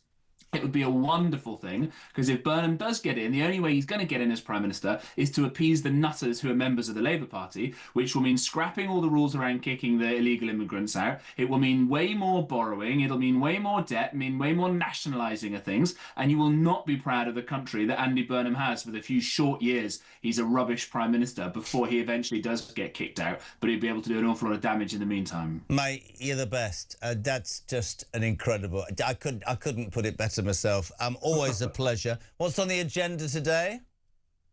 It's a good question. I'll be coming out. I didn't even manage to do my Rachel Reeves impression, but I will. No. You've got to do. Can you not do? You can't go, can you, till he's done it? No, Christian says you're not ever going to be booked again unless you do it now. Ladies and gentlemen, a bearded 35-year-old country gent does Richard III. Go. Well, I think she sounds at the end of it. She's so strangled because she's trying actually not to be heard by him so he doesn't come and have a go. I think she sounds like Alan Rickman playing Snape. Not very British, Potter, right? Go and have a listen when you hear it again. Ooh. You will see Alan Rickman. You'll see the bad guy from Die Hard. Lovely. We love you, JP. Thank you so much indeed for coming on. James Price, former government advisor, 7:25. It's Thursday morning. What is it? May the 21st. Oh, no, it's not the longest day yet. That's another month. 0344 419 1000. The main news story today. Labour have announced that they're scrapping the planned 5p hike in fuel duty. Rachel Reeves went to a... Can't do this. Stop sending me rude ones. Rachel Reeves went to a petrol station in Leeds to fetch a pail of water. No, don't. Anyway, she got absolutely heckled by white van man. Are we going to play it again? I'm sorry. Oh, we'll play it after the break. So hang around for this, but this is brilliant. People are now sending in rhymes, and we are quite near to getting white van man, who I'm going to nominate for a peerage. 7:25. Morning, Ben. Morning, Jeremy. Ben from Birmingham. Thanks for showing up to work today. So what else isn't British? Democratically voting to leave the EU and ignoring everything the people voted for and just continuing to walk our way back into it. Clear as day what they're up to. said it to my wife for the last 2 years. None of these Labour MPs will be able to walk in the streets of this country ever again after what they've done to this country, especially Starmer and Reeves. I know you shouldn't say it, but it's true. The hate and vitriol that people feel for these scumbags is on another level. Great show, and I hope you don't work too hard and it's not too much for you.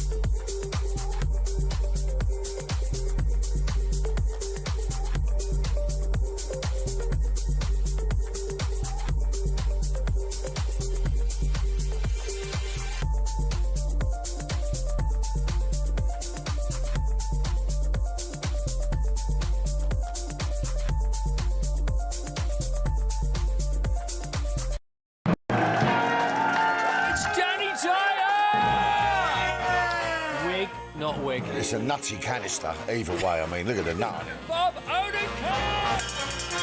Saul was great. He was just a breath of fresh air. Amelia Clark! Star Wars versus Game of Thrones. Game of Thrones, definitely. Go. I'm loyal. Don't tell Alex Hassel! In season 2, a lot of us get our clothes off. You do know you did that in season 1? Exactly, that's true, yes.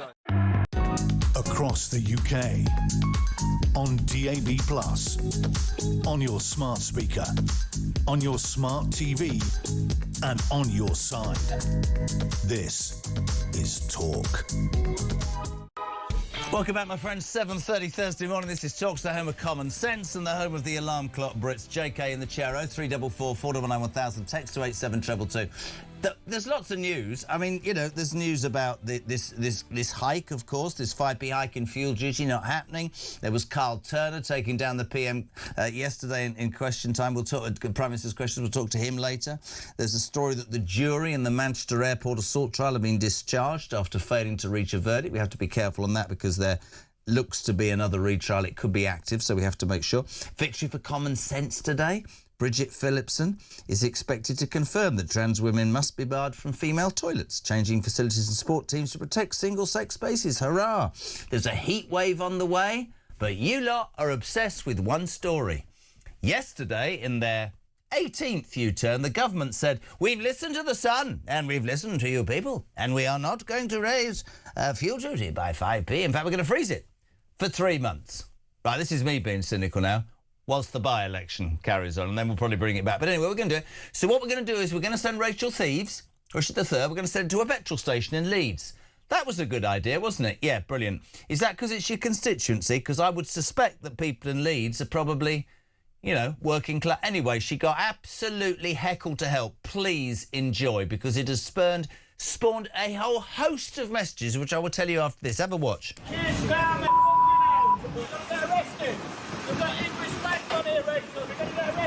You're ruining the country. Get Keir Starmer out. Look, England flags. You're useless. Labour Party's useless. I love our country, and one of the things about our country is good manners. Not very British. So you know the news about the freezing future. So we thought we'd ask you what is being British. Reeves says it's good manners. 0344 499 1000. Dave, good morning. Morning, Jezza. Welcome back. Dave from Hertfordshire here. Well, Keir Starmer and Rachel Reeves, eh? Ain't they great? I would just say to them very simply, maybe you should get our own house in order before you worry about the rest of the world. Maybe you should put everybody who gets up, pays, does their hard graft, and actually puts faith in this country first before you consider anything else. And to be honest, if I had a government, I would hire Keir Starmer and Rachel Reeves as special advisors. So whatever advice they give me, I'll do the exact damn opposite because I know what to do. Have a good show. Lovely. So on the back of that, and I just happened to say Rachel Reeves went to Leeds. Well, you are Alarm Clock Brits brilliant. 87222, your comments. You're now sending me in rhymes. Peter, there was an old woman called Reeves who everyone in Britain, she peeves. She talks about manners while her boss lies and stammers, and hopefully both will sod off and leave. Very good. One of the more polite ones. 0344 499 1000. Right. I know this is a shocking thing to announce. It's May the 21st, and ladies and gentlemen, there's a heat wave on the way. So excited. Well, possibly because I have to go camping with the kids next week. Temperature set to hit 31 as a 6-day health. Yes, camping. Don't even go there. I have to go glamping with my children in the half-term holiday. Why are you all laughing? Why are you laughing? I have to do it. Because they like to go camping. Does that make you laugh? It's glamping, OK? Victoria builds the fire. I didn't do anything. I just sit there next to the fire pit going, it's cold, with a cigarette and a glass of wine. Anyway, honestly. 6-day health heat alert. Bank holiday and school half-term. In true British style, it's going to be boiling hot and everybody's going to go, it's too hot, we're all going to frazzle. When we're talking weather, right, you can forget all the pretenders. I worked with this woman for many years. She is the best in the business by a mile. Meteorologist, used to be on that station. What did we call it, Claire? Claire Desir, good morning. Good morning, Jeremy. How you doing? I'm good. They'll all start moaning about the heat, sweetheart, won't they? That's what happens in this country. Well, not everyone likes it. Some people like that really cold, wet weather, which we have been having. But to be honest, it's a gift for meteorologists to see some warm weather coming our way for a bank holiday weekend. But this isn't just nice. This is going to be proper hot. I mean, when I go camping, I can wear shorts, can't I? Oh, absolutely, yes. I mean, the top temperature now is likely to be probably 32 on Monday, perhaps even 33. So it could be a record-breaking bank holiday weekend.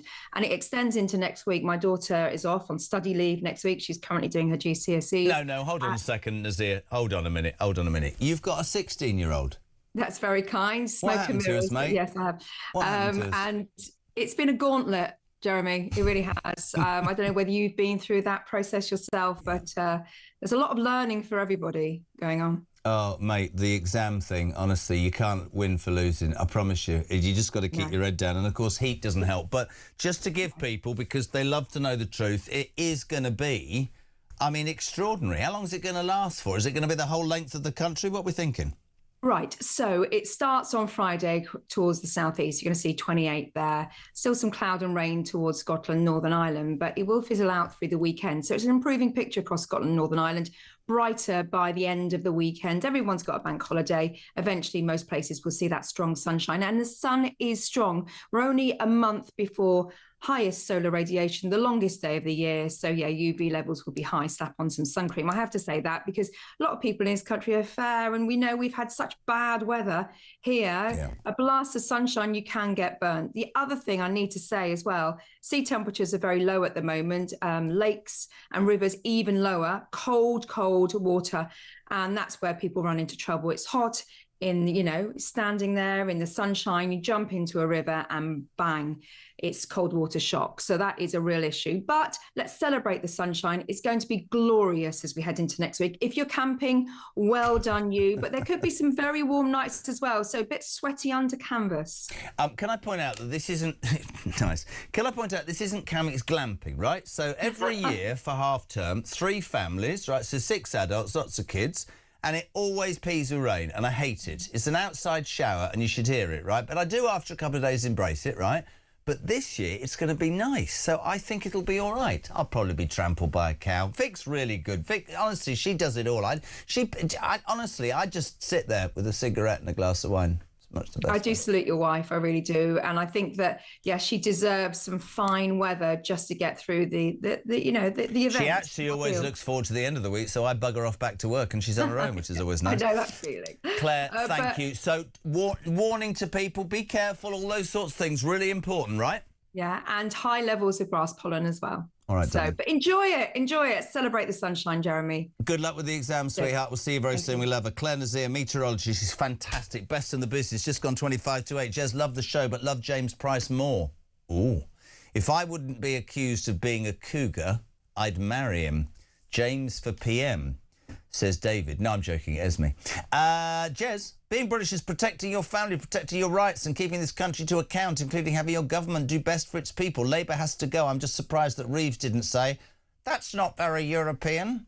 If Rachel Reeves was on a forecourt in Asia, where I live, locals currently get subsidised fuel at the pumps. Foreigners pay more. How about that for discrimination? Reform will be crucified if they suggested that, says Pete. Morning to Jeff. You could see the colour drain out of her face. What did the woman want? Party poppers and confetti. She is clearly that deluded that they are doing a good job. Time for me to protect my family and leave this country, as it has nothing left to offer my children. Jeez. Morning, Jay. Morning, Erios. I hope that's right. Oh, no, I'm not doing that. Right, listen, back in a minute. We're going to talk more about this fuel duty cut. We've got David Boot.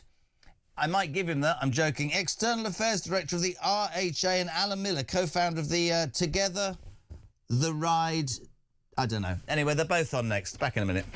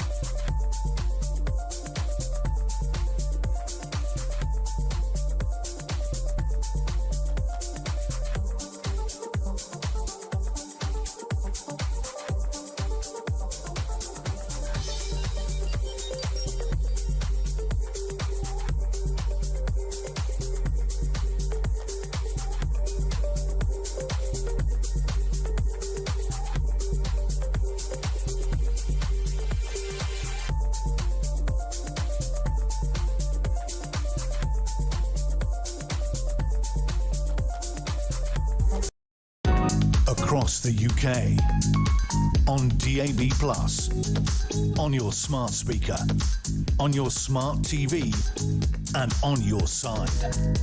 This is Talk.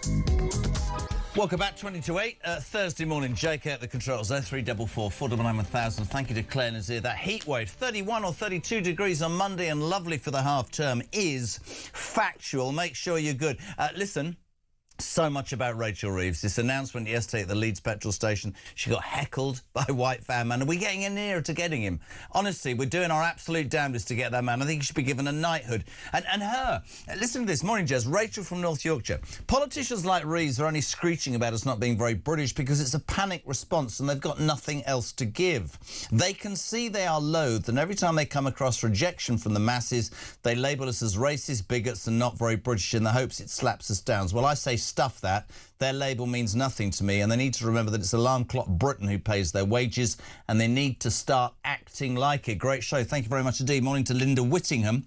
That's why Rachel and Starmer don't walk the streets and talk to the people like Nigel Farage does. Starmer just goes into the Labour hubs, has tea with the people who've fallen all over him, like when he visited Denton and Gorton, does a runner in the back of a car. The same with the school he visited in Thameside. No one knew he was coming. Here's the point from last week. Starmer must be the only incumbent Prime Minister who'd like reform to win that seat in Makerfield, because that way Burnham wouldn't get in and be able to challenge him. And then you wonder, is he going to go and campaign there? If I was Starmer, I'd go every day just to wind Burnham up. Pete, good morning. Hi, Jeremy. It's Pete from Wiltshire. Being British used to mean having a spine of steel against the people that wanted to do us harm, and a helping hand for the people that didn't. Now the spine's gone rusty and the hand's gone limp. Cheers, mate. Bye. Good morning. 19 minutes to 8 o'clock. Right, next. I was only joking before. We want to talk more about this fuel duty hike that isn't going to happen, because obviously it's not going to bloody happen, because that's the way it goes. We'll say good morning to David Boot, External Affairs Director of the Road Haulage Association. David, good morning.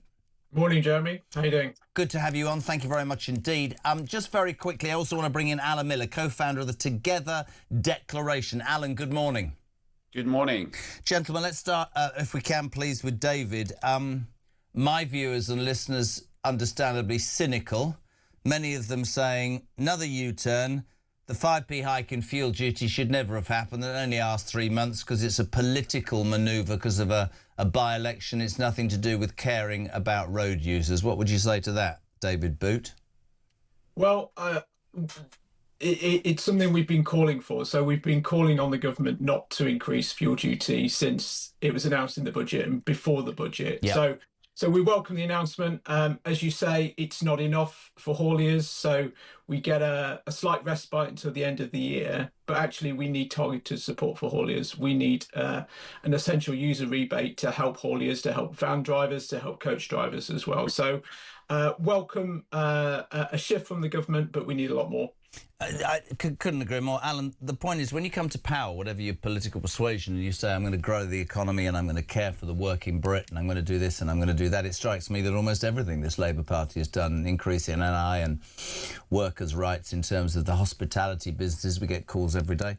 People use their cars and their vans to make a living and they're really, really struggling. And it says something, doesn't it, that a government yet again has to U-turn because they can't work this out for themselves in the first instance. I think that's absolutely right, Jeremy. I mean, in the 8 weeks since the 1st of March 2026, we've seen that the government's taken an extra £280 million in VAT. And UK drivers have had to pay about 1.3 billion extra for diesel and petrol compared with the beginning of March. And what that means is it hits us really hard in the pocket. So it's right that it's actually been postponed, but actually it should be postponed for the lifetime. But we also have to ask ourselves the question why 40 other nations are able to do reductions in fuel duty. Yep. And that's something that we should be having here. Why is it that Britain's not able to do that? And I think it goes along with, as well, many concerns that 36 or 37 million drivers have in Britain, which was there's been a kind of war on cars. Of course, there's global issues that have been happening, but we hear this time and again. And actually, there's often a land grab. There's erratic fuel pump prices. They're not consistent. That needs to be assessed and looked at. Much of the extra charging is being done on current stock, not on future stock that's being impacted.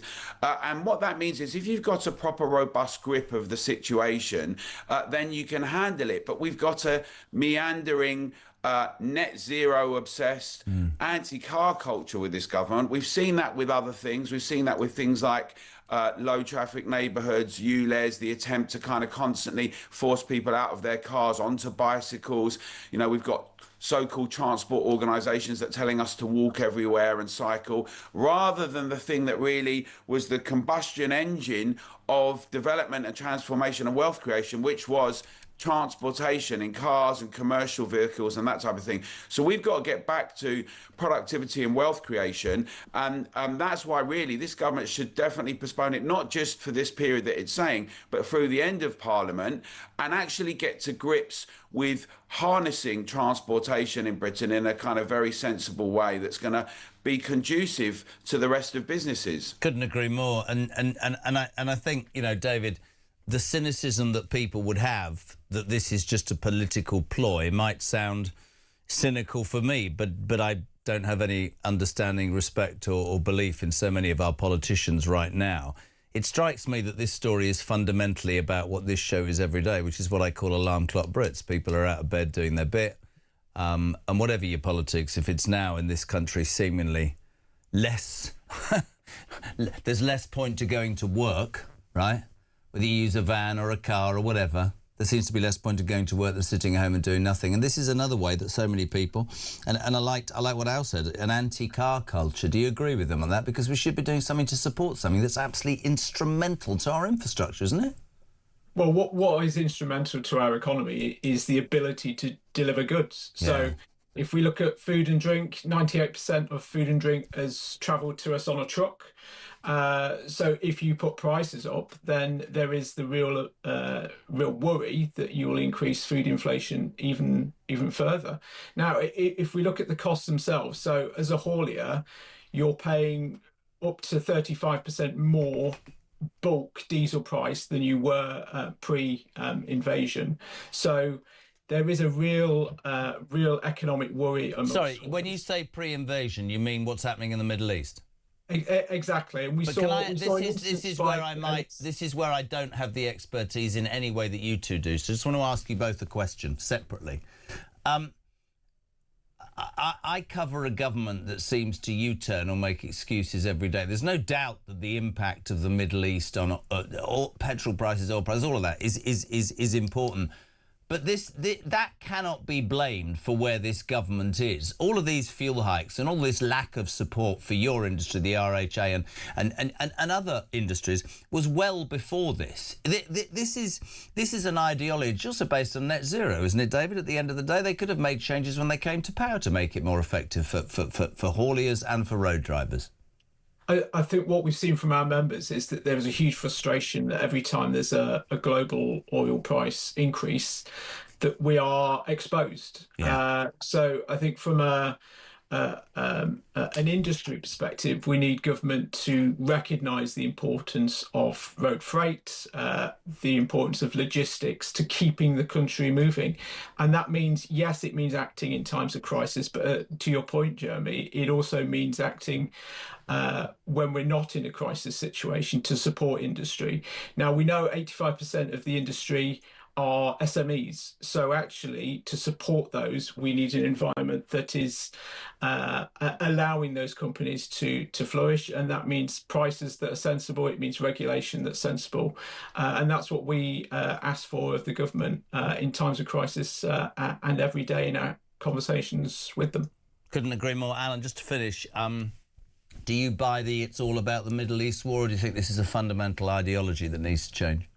Yeah, it's not all about the Middle East war. Obviously, that has consequences. What this is about is the approach and the strategy of a government. And we've got to say, of a sluggish approach to growth and productivity for several decades in Britain. We need to get our act together. That's with infrastructure. That's with dispensing with net zero, which is impoverishing us.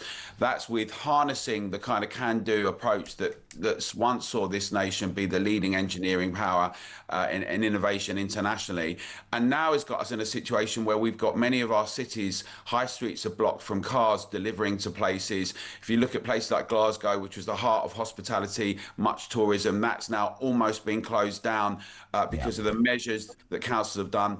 And that's why we're saying at the Together Declaration that the public should have their voice heard. I don't believe that this government, I think that it's got its hands off the wheel and it's completely in chaos. What people in Britain need, there is concerns, of course, with cost of living. This government should postpone any fuel duty hike. In fact, we should get a reduction like we've seen in some of the 40 nations. And more importantly as well, at the same time, get to grips with what the investment and economic plan is that can have real wealth creation for everyone. So we're not in a constant situation where people can't afford month to month. That needs to get transformed and it needs to happen quickly. Couldn't agree more. Gentlemen, thank you. And by the way, Alan, do you know how much you sound like Alan Sugar? Brilliant. Honestly, fantastic. Guys, thank you so much indeed. 10 to 8, we're live across the United Kingdom. JK on breakfast. I'll do that call in a bit because I want to get on with this. Norman, morning, JK. Alarm clock Britain here. The last time we saw Rachel Thieves was the day before Gordon Brown was welcomed back to number 10 as advisor to number 11, who actually is the bloody Chancellor now. Morning, Jess. Can you get the government advisors that you talked to explain to me why the government seems to have forgotten about stopping the boats? Apart from your channel, it doesn't feel like anybody's talking about it. Of course they aren't, Mary and Cantor, because I've got a bloody answer. Jeff's in Bedford. Morning, Jess. Being British is protecting our children from grooming gangs and putting the full force of our laws into a full investigation. Can I say a very good morning to a legend? His name's Rob Armstrong. He's driving to school. Well, college. That was a bit naff, wasn't it? Chloe's in the car. She's going, it's not school, is it? It's like I'm at college. Anyway, listen. Morning. Loving you very much indeed. We'll say a very good morning to Intrepid Talk Breakfast. What a fantastic... We went absolutely viral the other day, you and I. What does that mean? I thought it was an illness. Yeah, what does that mean? I've no idea. Usually in the context of illness it's spoken about. How are you, Australia? No, I'm good.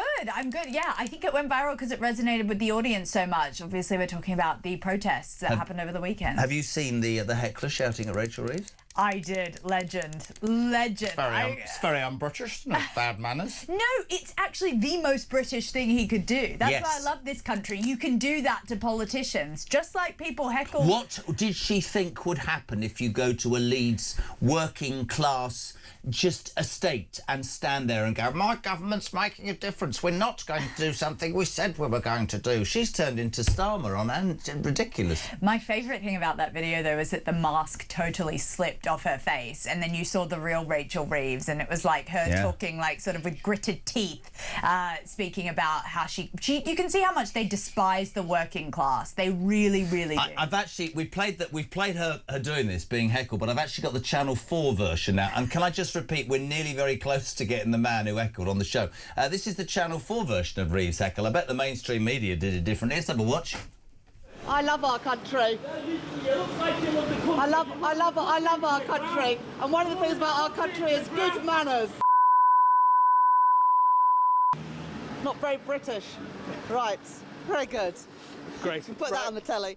No, very good. Put that on the telly. Morning, Jeremy. I don't know why I'm voicing like manners. What did Reeves expect? Morning, Rachel. Thanks for stealing every last bit of money and the shirt off my bloody back and squandering our taxes. We're really eternally grateful. God bless you. That's the reality. Yeah, there's Comrade Keir coming into power here, it kind of seems. People have written about different various articles about how this government is acting like some sort of communist dictatorship whereby, you know, Rachel Reeves, she's implied horrible policies that have objectively made some people in this country worse off, and then she can't take a bit of criticism on the street. It's like, no, you can't talk to your leaders that way. Yes, you can, OK? And you need to wash your hair, Rachel, as somebody said there's that earlier. too. That's the most important thing. Now, as ever, I want to have more time with you, but I don't. There's another story today which I have to be really careful about. The jury in the Manchester Airport assault trial, and we covered this. The police and two men were involved in a scuffle some months ago. Not sure what's happened to the policeman, but the two have been discharged after the jury failed to reach a verdict. This is still an active case. There could be a retrial, so it's difficult for us to say. But I wanted to do this quickly with you because this really resonated with our viewers and listeners earlier in the year. Yeah, I think no one will forget that crazy footage they saw. It's really interesting, though, that they haven't been able to come to a conclusion about who was guilty in this case. And I feel like whatever footage you view, you can now see that two juries have struggled to come to a conclusion about it, which shows you how divisive this issue was and how divisive this particular case is.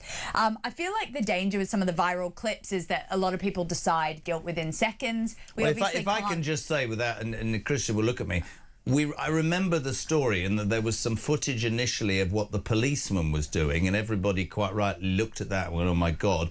And then there was footage later on about what the two men had done previous to that. And so it must be quite difficult to put it all together, he says, in a very balanced and straight way. No, it absolutely is, I think, and that's what the jury has tackled with. So they've obviously thrown it out. I feel like a hung jury is not vindication on either side here. So the CPS now faces a very difficult decision, you know. Is a third trial in the public interest? That's the question to ask. And I just think that it is a really, really The reason I was controversial looking at one. you, sorry. Yeah, Christian sorry, no, just I'm hearing something. Well, Christian said, is a third trial ever happen? Is that rare? That's what I mean. That is the question. Is that going to happen? And it just shows you, is trial by the media such a good thing? Yeah. Because, some people would say that it might have not helped. But I agree with you. We were getting different bits and pieces, drips of information. And it just became more and more complicated. I think it's very much a he said, she said type of case, internal family drama, all that sort of thing. So it's just draining the sort of public finances. That's my key issue. But I'm also into justice. We'll see what happens.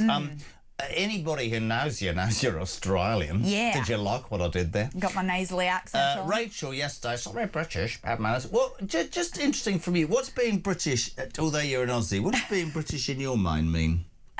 I think it's saying what you feel, being true to your values, working hard, and being patriotic about a country that has done so much for so many people globally. And I think just being... And increasingly for other people and not for its own people. Well, exactly. I think that's what it's about. But it is also... That's why I do love these stories with a passion, because in Australia we had a thing where the Prime Minister was on someone's lawn that they had freshly mowed that morning. Right. And he was doing a conference, and he basically just stepped on this guy's lawn, and the guy just came out of his house and was like, "Get the hell off my lawn, mate!" Like, blah, blah, blah, and started Get off my lawn, mate.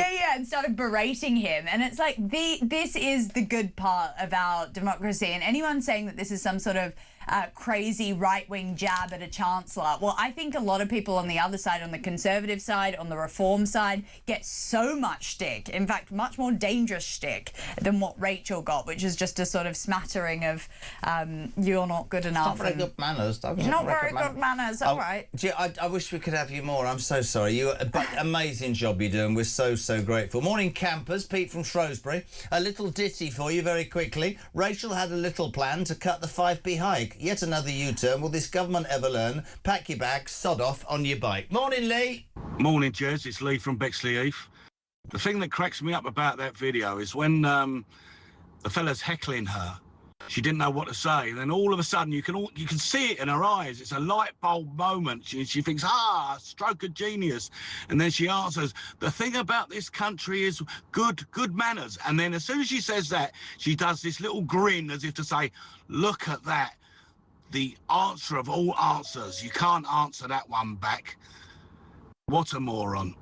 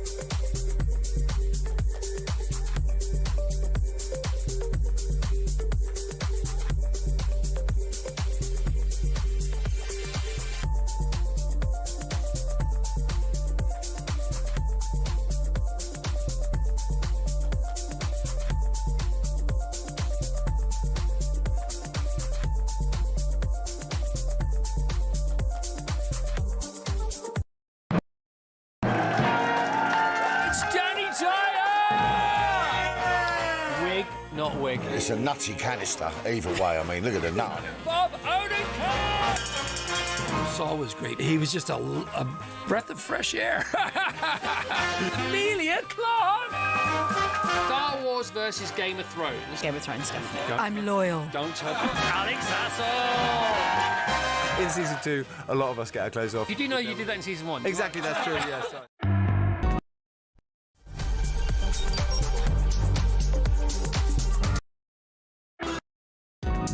across the UK. On DAB+, on your smart speaker, on your smart TV, and on your side. This is Talk.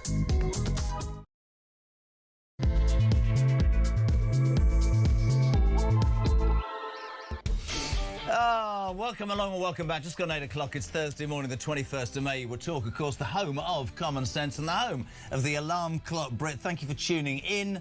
If you do want to be part of this vain attempt at a programme, 0344 499 1000.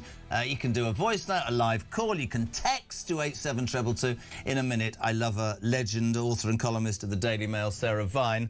Before that, what are you waking up to? Well, there's all sorts of stuff going on, but the main news story of the day is that yesterday Labour announced basically another U-turn. They were shelving and scrapping their planned 5p hike in fuel duty, and their idea was to send the Chancellor of the Exchequer, one Rachel Reeves, Richard III, whatever you want to call her, to a petrol station forecourt in Leeds, where, amongst hard-working Brits who are so respectful of what Labour's done for them, she could make this announcement to Channel 4 and have a thoroughly wonderful interview.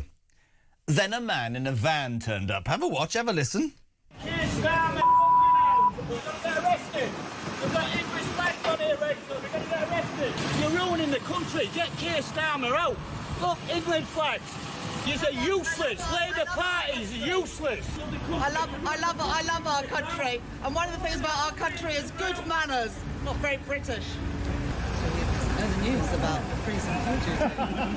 I love our country. I love our country. One of the things about it is good manners. Is it good manners to destroy the growth of our businesses and let people face bankruptcy because of the tax increases and the NI? Is it good manners to have open borders and no police and allow crime to run rife? Is it good manners to not to have had a national grooming gangs inquiry? Is it good manners to screw the pensioners and the farmers? I could carry on forever, Rachel. Do me a favour, love. If you are going to be a politician, expect the people are going to have an opinion. 0344 499 1000. Morning, Wayne. Morning, Jezza. It's Wayne from Erdington in Birmingham, mate. Today, I am not even going to mention the government. I just want to give a massive shout out to my football club, Aston Villa, pride of the Midlands. Here I am, Ray, fantastic man. Meghan, fantastic captain. All the boys, well done last night. Let's have a few beers today, lads. Keep up the good work. Well, I don't... Jezza, thanks very much. Good luck, West Ham, by the way, Jez. God. I'm not talking about football, although we're still alive, West Ham, till the final day. Well done, the Villa. Up to Villa, Marsh. All right, Wayne. Thank you for tuning in this morning. So we've got that. Later on, we've got Carl Turner, the independent MP, who was thrown out of Labour for having an opinion. He tore one out of Starmer yesterday about being accused and talked about in terms of his mental health, which is very interesting. And a victory for common sense, ladies and gentlemen. Education Secretary Bridget Phillipson, yes, her with the bob, is expected to confirm today that trans women must be barred from female toilets, changing facilities and sports teams. It's taken a while, but apparently that's going to happen. And the big news, of course, ladies and gentlemen, we have a heat wave on the way for bank holiday. Just following on from Rachel Reeves, I just asked what's being British. What does being British mean to you? We'd love to hear from you. I just jokingly announced that I was going glamping next week with my children for half-term holiday because they love it. I've never seen such amusement amongst the crew. People are crying with laughter at the thought of me camping somewhere in the Cotswolds. Let me point out, it's not... Stop it, you lot. Stop it. You London-centric, bubble-infested people. It's wonderful to be out amongst the... No, it's frightening. And if it wasn't for Vic, I mean, honestly, she does it all. I can't pitch anything. I can't cook it. Why are you looking at me, Christian? He said to me, I said to him, is there any part of going camping that you would do? And he went, no. What do you do all day? I don't know when you put it like that, but the kids love it, right? They love it, so I'm going to do it. Shut up. A very good morning. Here's a lady who knows what it's like to be British. Sarah Vine, good morning. Good morning. Good morning. Camping, Sarah Vine, yes or no? Well, you say you're going camping in the Cotswolds. I wouldn't say that was exactly very feral. It's glamping, Sarah. It's glamping. Hill in the countryside, isn't it? Well, yes, but I mean, it's sort of it's in a field somewhere, isn't it? It's glamping. Okay, but I'm sure there's a nice, farm shop and decent pub within, staggering distance. Oh, absolutely. We've already booked all the pubs to go for lunches and evenings, and there's a farm shop, absolutely. Now, see, do you know what it's called? It's called an honesty shop. Why am I getting into this? You take stuff and then you write in a book. Don't start. Anyway, Sarah Vine, good morning. Good morning. Politicians being heckled. Rachel Reeves... it's a bit of a Gillian Duffy moment, isn't it, Rachel Reeves? Yeah. I mean, do you remember that woman that had a go at Gordon Brown in the 2010 election, and then he got in the car and he said, "Get off that woman's..." I can't remember what he said. He called her despicable or awful or something. Bigoted woman or something, Bigoted, didn't he? that's right. I wonder what Rachel said when she got back in her ministerial limousine. Did she expect? Another U-turn. This is the thing. This is why politicians get so out of touch, because something like that happens, and then she'll go back to her team and she'll say, "Okay, just to say, could you never put me in a petrol station in Leeds ever again? I only ever want to do press conferences in a sealed room with 4 carefully chosen people who will say nice things about my frankly hideous suit." I mean, your listeners have been very. I have to say, they're very literary. The poems are very impressive. I was trying to think if I was getting dressed what rhymes with Reeves and etc., but they've done a good job. There once was a Chancellor Reeves who rolled up her pinstripe sleeves. Yeah. At the petrol forecourt, she sneered vile little minions, but said that is just my Treasury opinions. Then Karma arrived in a van, a rarity known as a working man. Her grin disappeared after all that she feared, with one bloke roaring, "Go on, Farage!" They're up for it this morning, this lot, I'm telling you. Yeah, they're really good.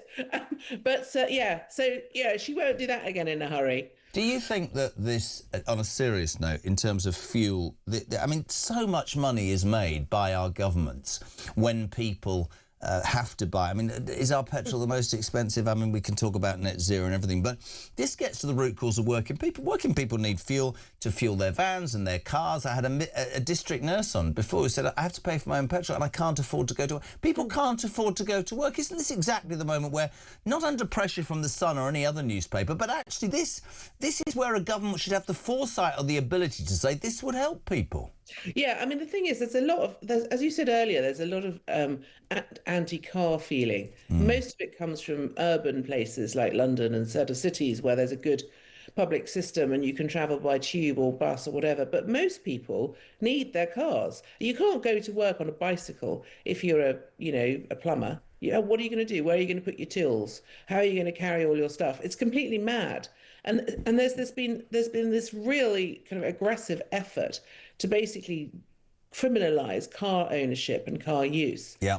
And it's just, it's just ridiculous. And there are lots of very powerful voices who sort of seem to think it's a good idea. But the reality is you just can't take 3 kids to school on the back of a bike in a rural area. There are things that you just can't do. So you need, that our entire society is based around the automobile, like it or not. It's just what it is. And the idea that we're now going to start buying Russian oil and gas again, when we've got our own stuff, which we can very easily extract and use and not have to pay a vast criminal enterprise extra for it.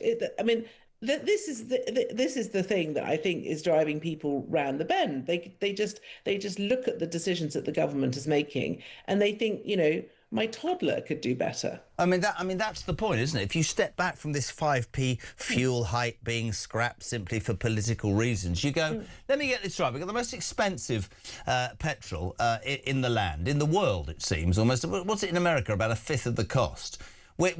We have a government that says we're not going to drill in the North Sea because that would be wrong for the environment, and then allows the Norwegians to actually drill in the same area or next to it, and then we buy it off them for increased money. None of these decisions, and then I get infuriated when I hear, well, the war in Middle East, it started in February. These problems are long been around.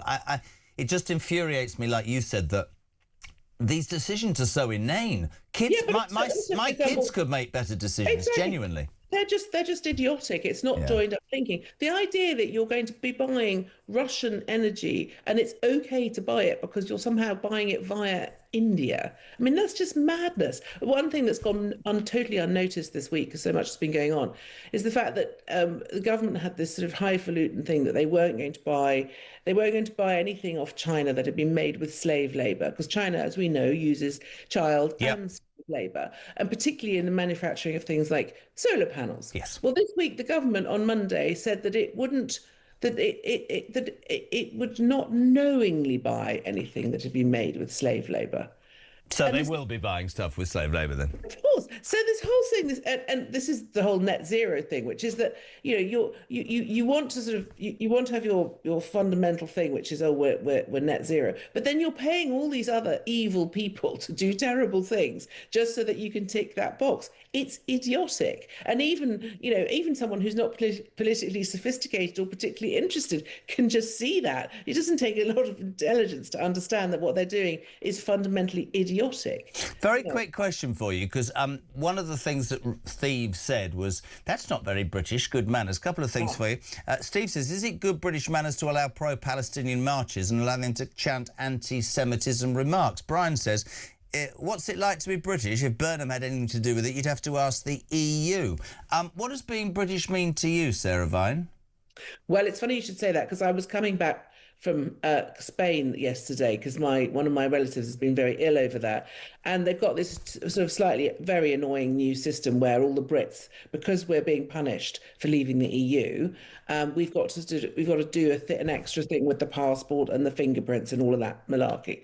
And I have to say, I've never seen a group of more compliant, polite, patient people as all the Brits who were queuing to get on aeroplanes going back to places like Birmingham, Birmingham, Bristol, sort of the Midlands, and also Luton and Gatwick. And most people would be tearing their hair out, but they were just going and doing the thing that they had to do, and then joining the queue and being very good-natured and very civilized about it and having a laugh. And everyone was chatting with each other. They didn't know each other. I think that's for me is the Brits. British stiff upper lip. Yes, it will, and also just a sort of sense of humour, about sort of annoying things. And I do think though now we're at a moment in our history for the first time ever where that's being stretched to the limit. And I always go on about the silent majority and fairness. Couple of other things. Very quickly, yesterday, Wes Streeting, who we know resigned as Health Secretary last week, the shenanigans of this government still go on. Will Starmer survive? We'll talk about Makerfield. Just want to play a little bit of his departing resignation speech. He says that the future is about fighting against nationalism. Play this clip for me, please. I left the government because we are in the fight of our lives against nationalism. And it is a fight that we are currently losing. Unless we change course, we risk handing the keys of number 10 to reform. And I do not want that on our consciences. Let's talk about, not Wes, but let's talk about politics and centre it on this Makerfield by-election, which is going to be on June the 18th. Andy Burnham has secured the selection process. He will be the Labour candidate. The papers today are full of the Mail, brilliant story about Kenyon, the Reform candidate, the plumber, and a Daily Mail colleague of yours having a run-in with Burnham, which is fantastic. Do you see this by-election as a seminal moment? Because let's be honest, if Burnham wins, he'll be our next Prime Minister, and if he loses, it's over, isn't it? Well, I think fundamentally it's very undemocratic. I don't see why 76,000 people should get to elect the next Prime Minister. That is not democratic. I don't think... I think Andy Burnham is one of these figures that the Labour Party have got a sort of massive pash. Do you remember when you were a child and you had a pash on someone? Yeah. They've got a Pash. massive pash. I love it. Pash. A massive pash. Yeah. It's like a huge crush on Andy with his eyelashes, and they think that he's the Messiah, but he's not the Messiah. He's done well. He's done well there because he's a relatively big fish in a relatively sort of well-organised small pond, and there's a big difference between being a mayor. We saw this with Boris Johnson. It's very easy to be a successful mayor. It's a lot harder to be a successful Prime Minister. If he does come to London, I think he'll run into all kinds of problems. I find it irritating that he thinks a woman can have a penis because a woman can't have a penis. Irritating or just downright stupid. Let's be honest about the last 3 days. He's backtracked on his position on the EU because he definitely last September, I had the clip the other day, said I want to rejoin, then at the weekend it's like I'm not so sure. He's going to backtrack on this trans thing. This is not, whatever people think, this is not a political party, political broadcast. He is not a conviction politician. This man will change with the wind to get that seat, to get to Parliament. So I would be asking people in Makerfield, is he going to serve your best interest? But what do I know? I don't know. No, I mean, I think you're completely right. He's not somebody. He just wants to get into power for power's sake. Yeah. It's there. He's got a shot at it, and he's taking it. He's got no fundamental agenda or principles because he can't. Because the whole EU thing, the Labour Party is stirring the kind of Brexit pot again, is because that seat is very Brexity. Yeah. They voted to leave, so it's difficult because obviously he's a Europhile. He wants to go back into Europe, but he can't say that because otherwise they're not going to vote for him. It's just. I mean, again, it's just a shower, isn't it? People can see this. And this whole West going on about nationalism. The reason that Nigel Farage is so close to power is because people like him have not done their jobs properly. The reason you get more extremist politicians is because people become frustrated because the mainstream politicians do their jobs so badly that people go to men like Farage who have very strong, very, crystal clear opinions and views. And, you may or may not agree with them, but the point is people are frustrated. They want something else. They don't want this. This is not working for them. And, it's their fault. You reap what you sow. If you're a bad, lazy, useless, unprincipled politician, you get angry voters who vote for people that you're worried about. That's what's happening. Couldn't agree anymore. I'm rather disappointed this morning. We didn't see Kirsty. Where are the cats this morning? Well, I got up very early and she had her food, so I think she's gone to see her boyfriend at number 10. Now, you see, that could be construed. I love that. This is from Sarah Vine, who knows more about this anyway. The cat's gone to see her boyfriend at number 10. Brilliant. So we're talking about Larry the cat, is that right? Yes, Larry, yes. So you're that near to Downing Street that your cat's gone to go and have a... No, I'm not actually, sadly. No, but she's going across London. Brilliant. Sarah, you're amazing. Thank you so much indeed. Sarah Vine, author and Daily Mail columnist. Love having her on 8:20. Can I just very quickly take a moment? Because Oliver William Robin Kyle is sat in the car with his sister Rissy and refuses to go to school until his dad says good morning. Hello, little man. Hope you're okay. Have a good one. And Rissy Roo, the wife's coming to town later.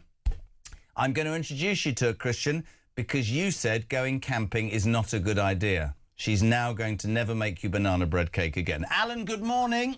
Morning, JK. Big Al from Swansea, yeah. Oh, good manners, buddy. Tell you what, it's just a farce, isn't it? It's always gaslighting and it's not very British. What's Starmer done to the British people the last 2 years? It's off the charts, buddy. It's off the scale of the incompetence, of freezing old people, prosecuting the veteran. Oh, the list, Mandelson. Oh, the list is just endless. And yet this woman grandstanding, it's not very British, really. Go back and have a chat to that idiot in number 10 and educate him on good manners. Because the British people have had an absolute gutsful. We can see through it. And this fuel bloody tax hike, they're not suspending it because they put it up the last 2 months with the Iran war anyway. On the pretense, as usual. Always pretense. Always someone else's fault. Anyway, buddy, every day it's a circus. Keep up the great show. Ta-ra. Always good to have Christian's dad on. 0344 419 1000. Let's cross to the House of Commons out in the morning sunshine as the heatwave approaches. Shadow Chancellor Exchequer Mel Stride. Good morning, Mel. How are you? Good morning, Jeremy. I'm absolutely fine and pleased to be on your show.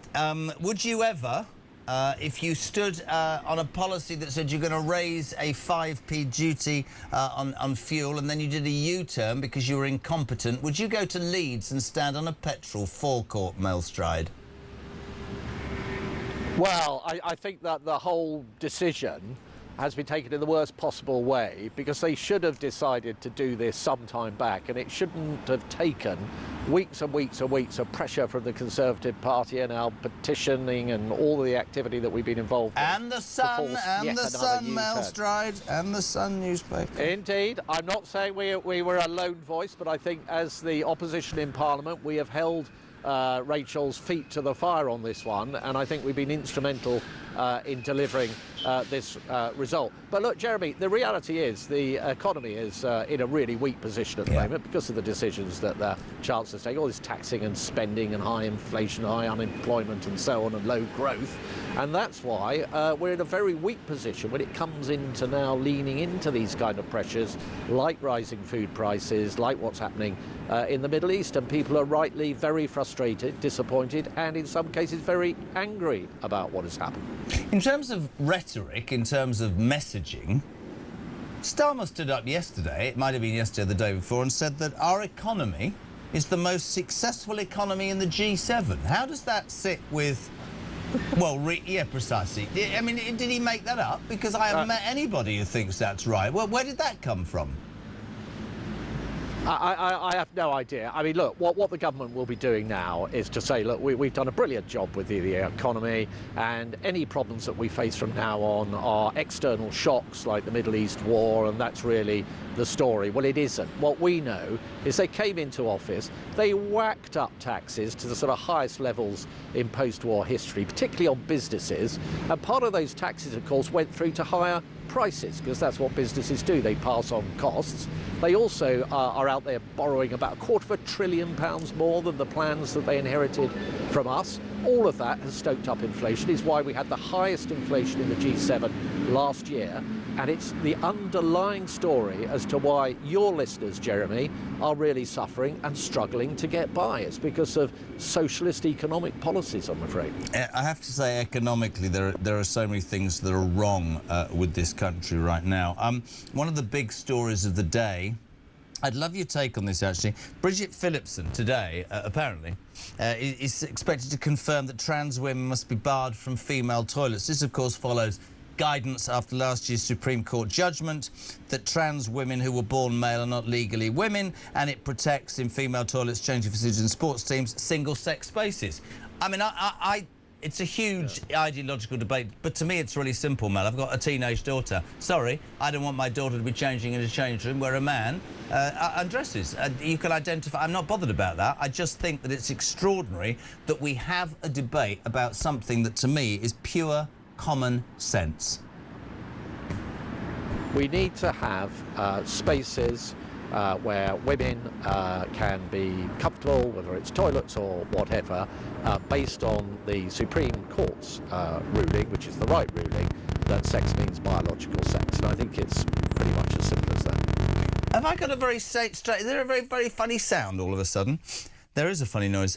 Just, Mel, just one other thing, and you've been very forceful about Reeves, and we appreciate always you coming on. Can I just ask you about Wes Streeting? Were you in the Commons yesterday when he made his resignation speech? I wasn't in the Commons, but I've obviously heard elements of it reported, yeah. Is he right that the next election is a fight against nationalism? Well, all right, listen, we have a problem with the line. I do apologise. Mel, not your problem at all. Let's just drop that if we can for a minute. We'll try and get that line back.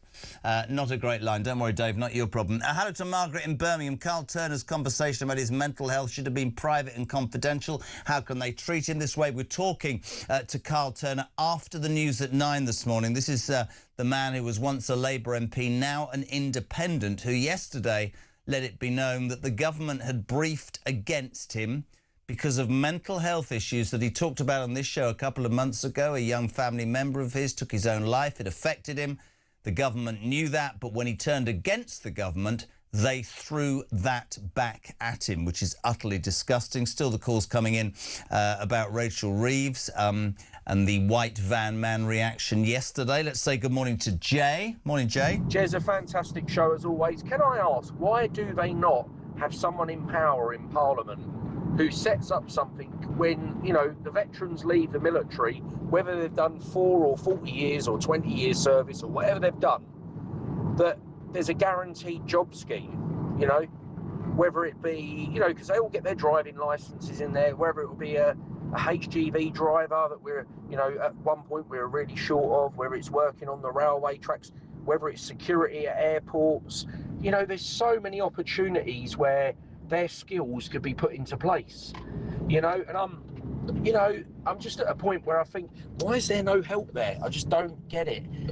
It's such a big life change. You're coming out of that regimental way of life, you know, you've got all your friends and support, and then you're thrown out into civilian world on your own with nothing. You know, there's got to be something put in place, and I hope someone like Reform or Restore do it. I tell you something, on the back of that Rachel Reeves debacle yesterday, where a white van man took her to task and shouted, you know, a few criticisms, and she went, "That's not very British, is it? Bad man, it's not very British." We've been asking what is British. Well, Jay sums it up. I'll tell you what's British, shall I? Treating the people that fought for this country and donned a uniform in the right way. Apart from the fact that so many of them are psychologically affected by what they've seen and done and come out and don't get any support, and many end up homeless. Let's talk about the reality of the Troubles Bill. If there is one thing, and I will never stop talking about this, if there's one thing about this government that I think is beyond despicable, it's the Troubles Bill with that vile Hermer, what is he, the Attorney General, Lord Hermer, who wants to prosecute men and women who put a uniform on years ago in Northern Ireland. I'm sure they did and saw and took part in stuff that now people would recoil at. But what a really good way is to allow them to just retire quietly, but just wait for the knock on the door, because we're going to prosecute you. At the same time, we're giving immunity to the IRA. Can we just have that out there? So you're going to prosecute Starmer and Hermer, are you? British veterans, but you're going to give immunity to the IRA. That's another thing that makes everybody with a brain cell that has 1 ounce of common sense in their head go, where does that come from? How does anybody expect that to be popular? We're going to absolutely crucify you for being a British soldier, but we're going to stick up for the IRA. I'm 60. The IRA used to blow people up. Can we have that out? Right? That doesn't mean they all did, but the fact of the matter is they were a terrorist organisation. But if you were in the army, you'll be probably put in the clink. That is what's wrong with this country. Tell you what do you think makes you good Britain? What is being British all about? I don't know. I mean, Christian doesn't know. His dad's Welsh. He says it's not camping. This isn't going away. I'm going glamping with my children in the bright sunshine. Christian thinks that this is worse than... What is there nothing in your life that's worse than the thought of going camping, Christian? Eating his wife's couscous. 8:30, back in 3.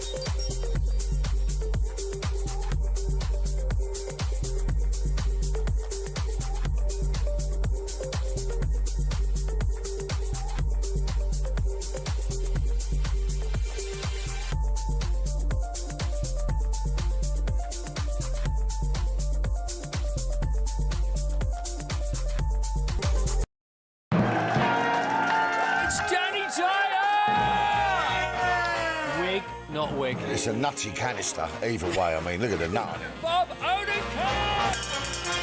Saul was great. He was just a breath of fresh air. Amelia Clark!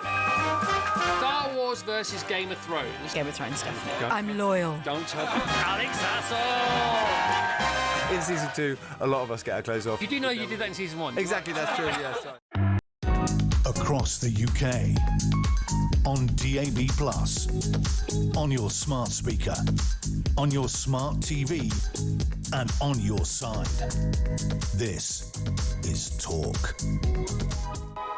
Oh, welcome back, 8:33. You're with Talk. It is the home of common sense and the home of the alarm clock Brit. And, of course, I've got to play it again because it's brilliant. Rachel Thieves went to Leeds. I can't even undo. Stop sending me dirty rhymes. Rachel Reeves went to Leeds to... You can send them in. There's a prize for the best one.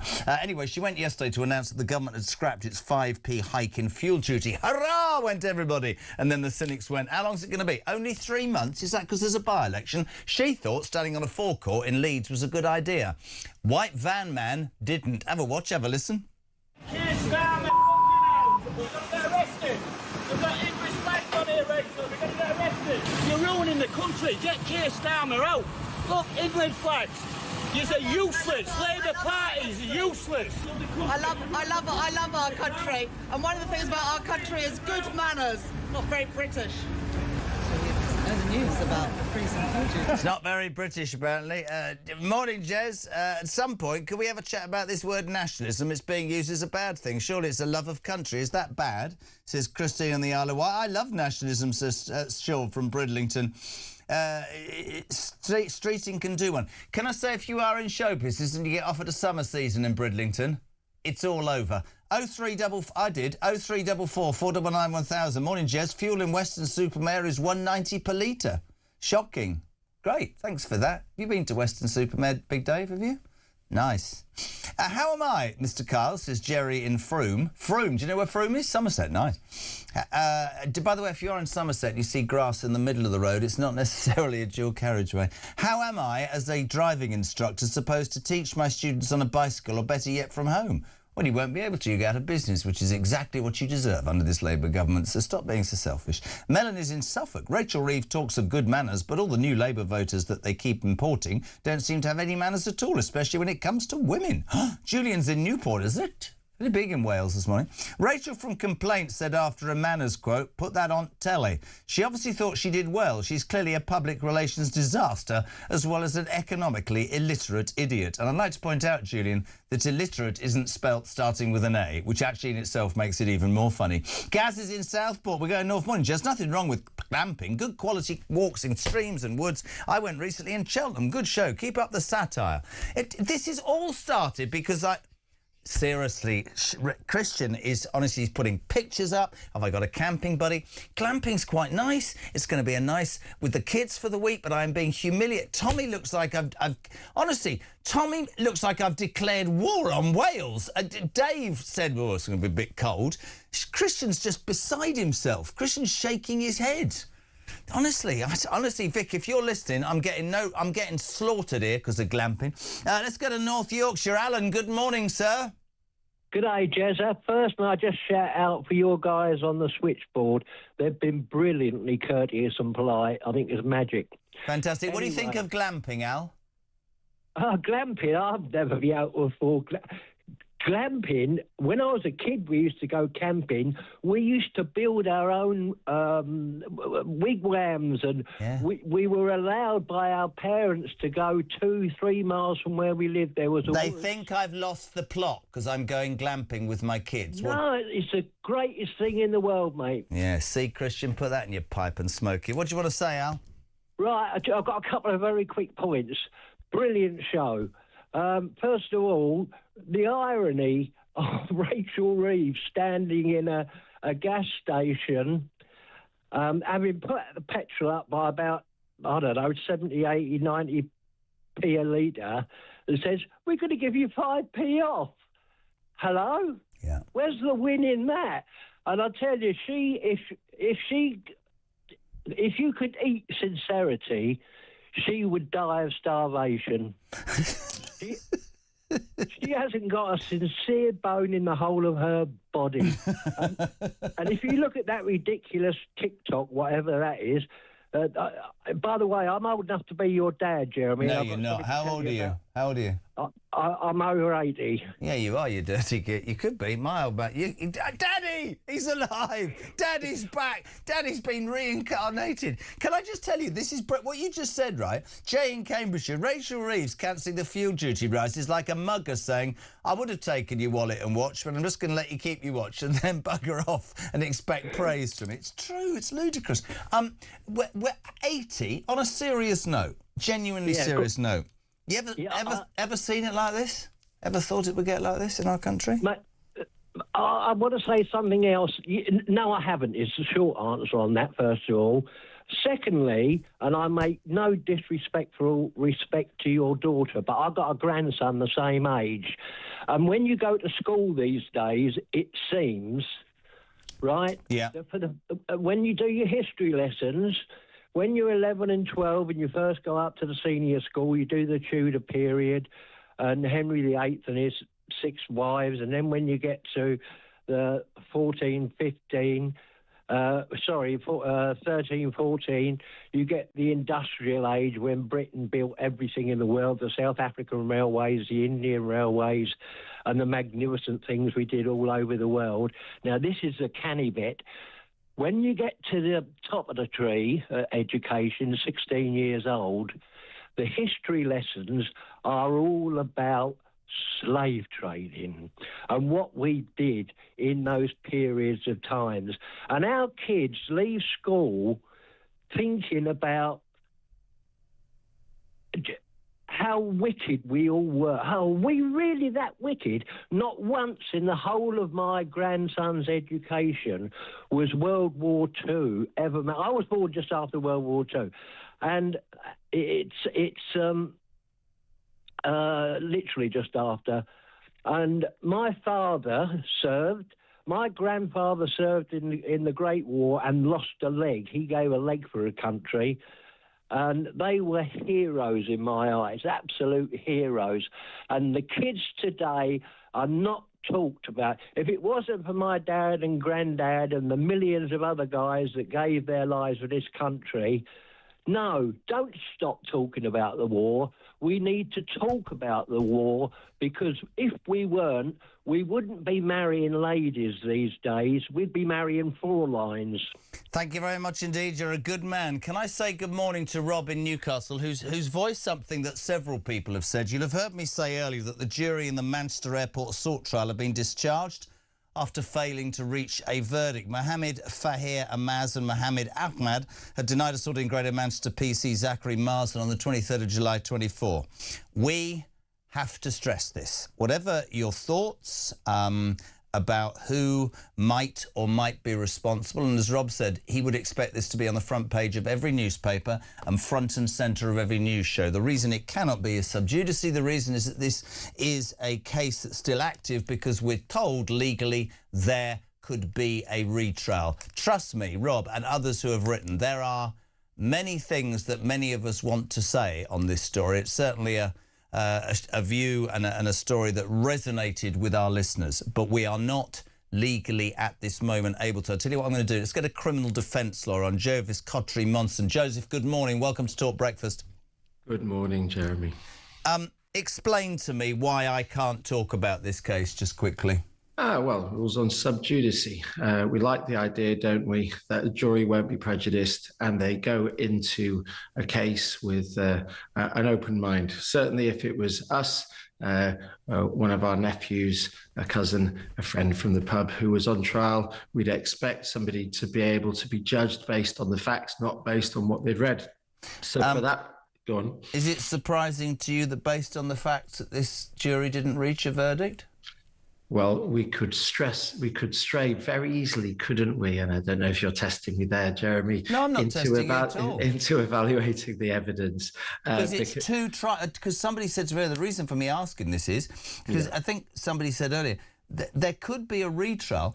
Is it the third trial, or is there's been 2 trials already? Yeah, right? that would be the third trial. Has that happened before in history? Oh, it definitely has, and I've had cases where it's happened only for the person to not be convicted on the third go, and what an onerous thing that is, to be not convicted of a crime but have to go through 3 trials. And for that reason, there are actually quite strict rules and guidance, from the Court of Appeal predominantly, and the law says that the number of secondary trials that take place, so that's first jury couldn't come to a verdict.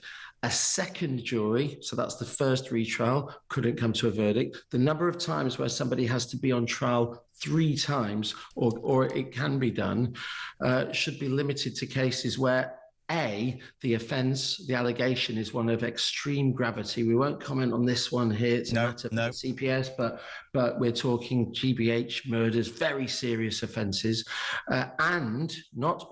and cases where the evidence by any fair-minded and objective judgment remains very powerful. And of course, one must think that in cases where a jury hasn't reached a verdict on 2 occasions, the possibility of the evidence remaining very powerful is quite limited. But you do get strange results. That's what I meant when I said to you, I wasn't talking about the specific case. What I was saying to you was, are you surprised in terms of your experience in terms of the law that a trial for the second time nothing happened and it could be a third? That can't be common is what I'm saying, basically. Yeah, I think that when you see for reasons that might be understandable and for reasons that might be disquieting, Jeremy, you are more likely to see the full effects of the system brought down on defendants, and just the way in which crimes against police officers are even investigated. Resources go into these things. Now, on the one hand, you can see that police officers do need to be protected because they're public servants, etc. The point at which there are secondary trials in circumstances where the jury clearly get access to everything, CCTV, etc. You know, these are cases which are properly investigated and properly shown. And cost as well, you just said. I mean, I don't know how much a trial costs, but if there was a third, how much would that cost the British taxpayer? It's £1 million a pop. A case like this, you've got a long and relatively detailed trial where nothing is left to chance in respect of legal arguments. You've got King's Counsel barristers on all sides, junior barristers, you've got court time. There's a point at which any prosecutor, when considering retrial, must consider the cost as well. And on a secondary trial, well, I think those considerations will be even more pointed. Listen, great to have you on, Joseph. Thank you. Criminal defence lawyer Joseph Cottery-Monson, just responding to a story that, as I said, lots and lots and lots and lots of you want to talk about and lots of you have an opinion about, but you have to understand this isn't me. This case is active. There could be, which is not very common, a third retrial for those 2 gentlemen who were accused of the Manchester Airport assault. Mohammed Fahir Ramaz and Mohammed Ahmed denied assault in Greater Manchester PC Zachary Monson on the 23rd of July 2024. Second trial a couple of days ago disbanded. The jury couldn't make a decision. Will there be a third retrial? Whenever this story comes to a close, trust me, you'll be able to have your say. Janice in Stoke-on-Trent. Jeremy, I always thought after trying it for one night, camping is brilliant, but after one night, having done it, if there's a hotel or a B&B or a car nearby, I'm not camping. I hated it. It was cold all night. Glamping, nah. So glamping is basically camping with a private bog. Yeah, well-ish. Yeah, but you know, yes, all right. Well, I'm looking for you miserable sods. Honestly, you're ruining. I mean, my poor kids are like, Daddy, can we go camping? And you lot are like, where did that come from? Sounded like my 17-year-old. Am I going to a break or what? All right, Christian's in charge. We're going to back in 3 years. Is it all right?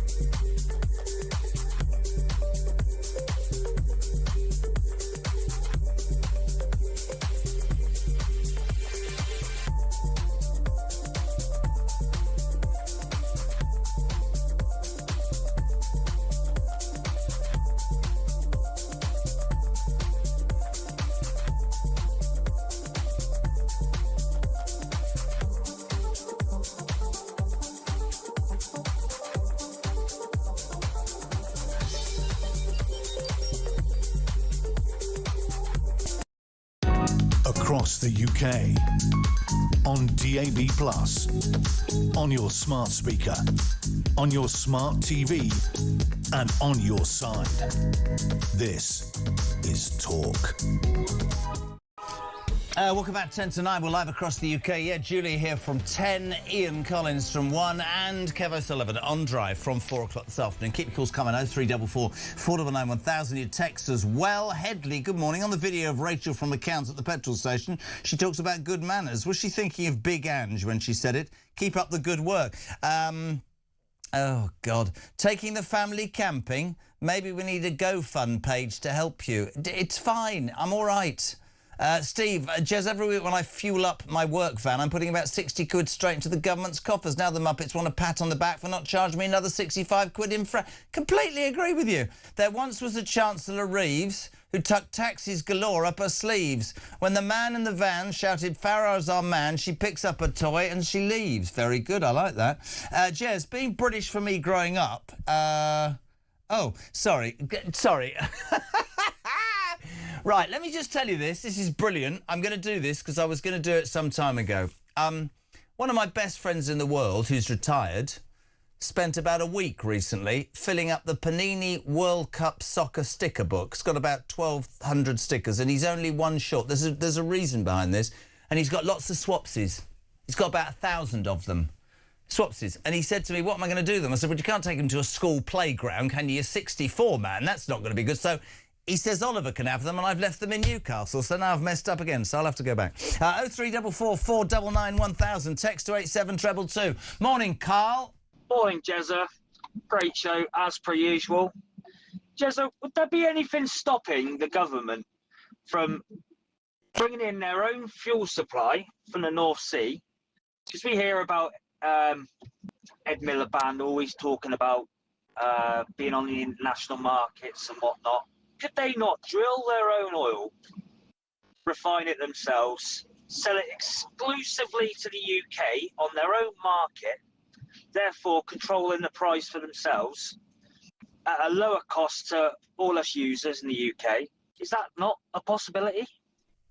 Carl, don't be so utterly stupid. How would anything so based on common sense, fiscal responsibility and economically is prudent, how's that going to happen under this? That'd be ridiculous. What, drill our own oil? In our own oil fields? Not imported at extra cost?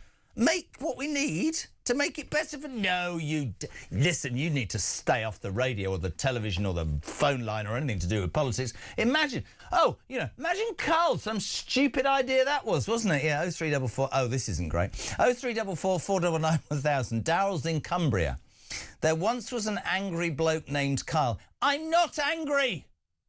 There once was an angry bloke named Carl who arrived at a campground with a smug little smile, but the yurt had no plugs and the loo teemed with slugs, so Jez cried all night outside. He moaned, where's the room service tray, and why does this sheep smell this way? When the firewood got damp, he declared, this ain't glamp.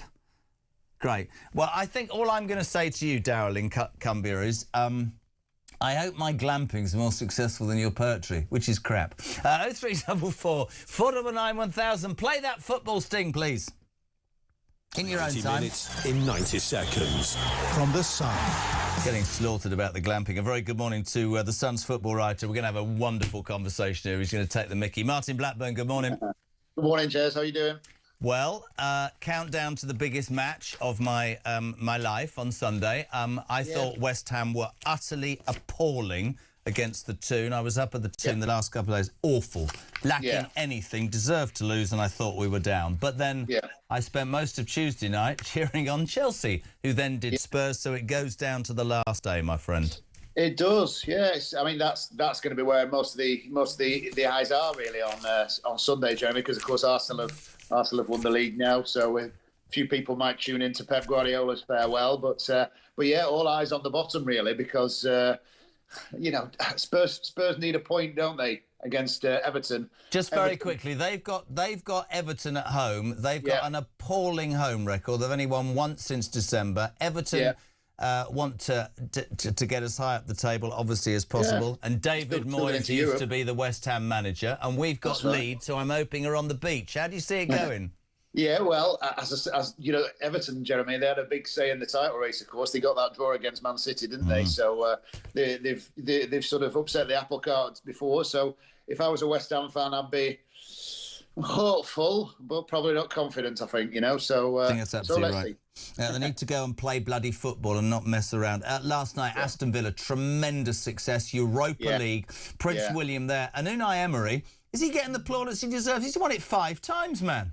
5 times, Jeremy, and you know, that's Aston Villa's first major trophy in 30 years, believe it or not. So amazing night for them in Istanbul. You know, the pictures, the goals that they scored, fantastic night. Unai Emery, that's his competition, really. He's won it 5 times now, I think, you know, so that puts him up there alongside some of the real heavyweights of management in Europe, you know. So Carlo Ancelotti and others who've won 5 European trophies. He's never won the big one, the Champions League. But think he'll stay there, or do you think he'll go to a bigger club?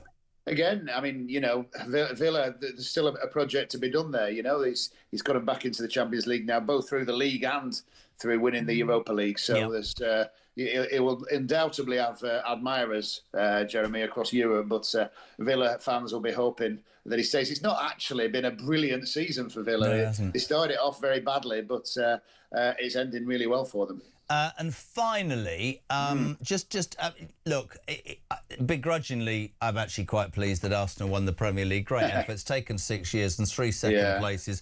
A sort of outpouring. I was coming back from the train from Newcastle eventually yesterday, and I passed the Emirates Stadium, and there were still people, thousands hanging outside in their shirts. Big moment for Arsenal fans, right?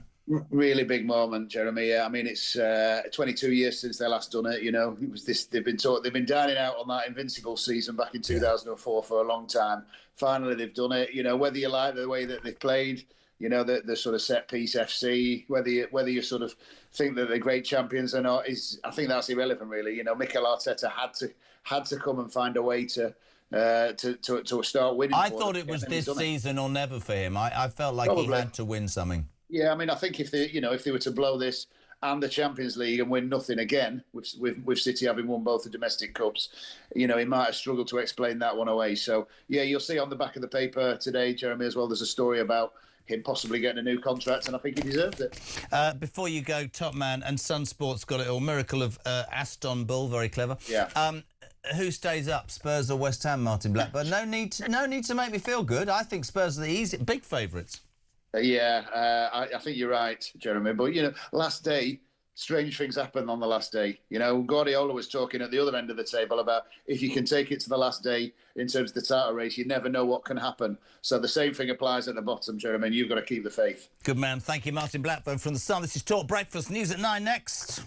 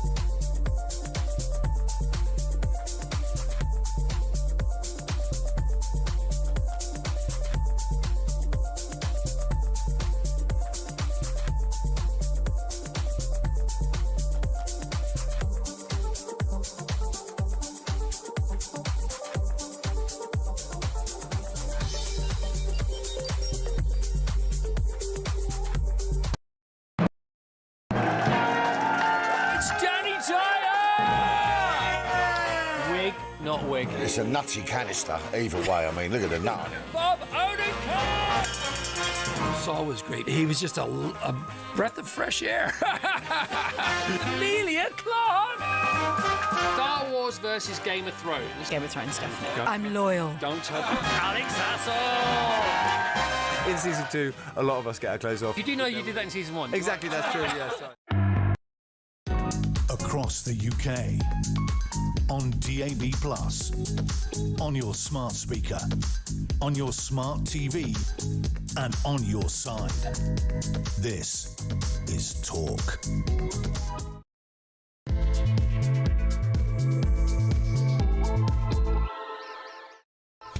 Welcome back. It's gone 9 o'clock. We're live across the United Kingdom. It's the home of common sense and the home of the alarm clock Brit. This is Jeremy Kyle on Breakfast. Thank you for tuning in. If you'd like to be part of us for the next hour, ahead of Julia, 0344 499 1000, text to 87222. I just happened to mention I'm taking my kids glamping last week, and cue mass hysteria in this building and outside. I feel like I'm there already. Thank you to Andy for this picture. If you're watching on YouTube, we're going to put this up. It's my next series, Kyle on glamping. Great. It'll be nice. It's just about the kids. It's about weather. Don't get yourselves wound up. Carl Turner on the way. Isabelle Oakshot on the way. We played this clip all morning, which has annoyed so many people, which is great.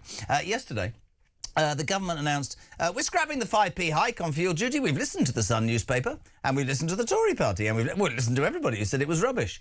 And they dispatched our Rachel Reeves. They dispatched her to Leeds to make an announcement, whereupon she was heckled by White Van Man, who's not answering his phone, which is winding me up. Anyway, play it again, because people love it. Por favor. We're going to get arrested. We've got English flags on here, Rachel. We're going to get arrested. You're ruining the country. Get Keir Starmer out. Look, England flags. You're useless. Labour parties are useless. I love our country. And one of the things about our country is good manners. Not very British. Know the news about the freezing country. So there she was. Not very British, bad manners. And I just happened earlier to say there was a young lady called Reeves who went to visit Leeds, from which point it's gone mad. Mark in Staffordshire needs a hand. Work it out. He says, I'm lying here naked in bed. Can anybody help? I'm wanting to join in with the poems, but I'm struggling, really struggling, to find a word that rhymes with by-election. Morning, Greavesy. Hello, Jeremy. It's Stephen in Newcastle. So Rachel Reeves went to Leeds to stand on the garage forecourt. A man with a flag in his big white van told her exactly what he thought. Her face was a picture, her voice was a mess. To ruining this country, she will never, ever, ever confess. Good morning, Jeremy. That was quite tame. Let's say a very good morning to a man who, genuinely, I know, has Labour values at his heart. Since I put him on this show, he's stood up to Starmer, been suspended from the Labour Party, gone on Have I Got News For You, and now is doing a travel programme somewhere across Europe. I made him, and he still deigns to talk to me. Carl Turner, Independent MP for Hull East. How are you, son? Good morning, Jeremy. It's always a pleasure to be with you, no matter where I am in the world. Where are you? Honestly, he's changed. He's got an agent now. Where are you now?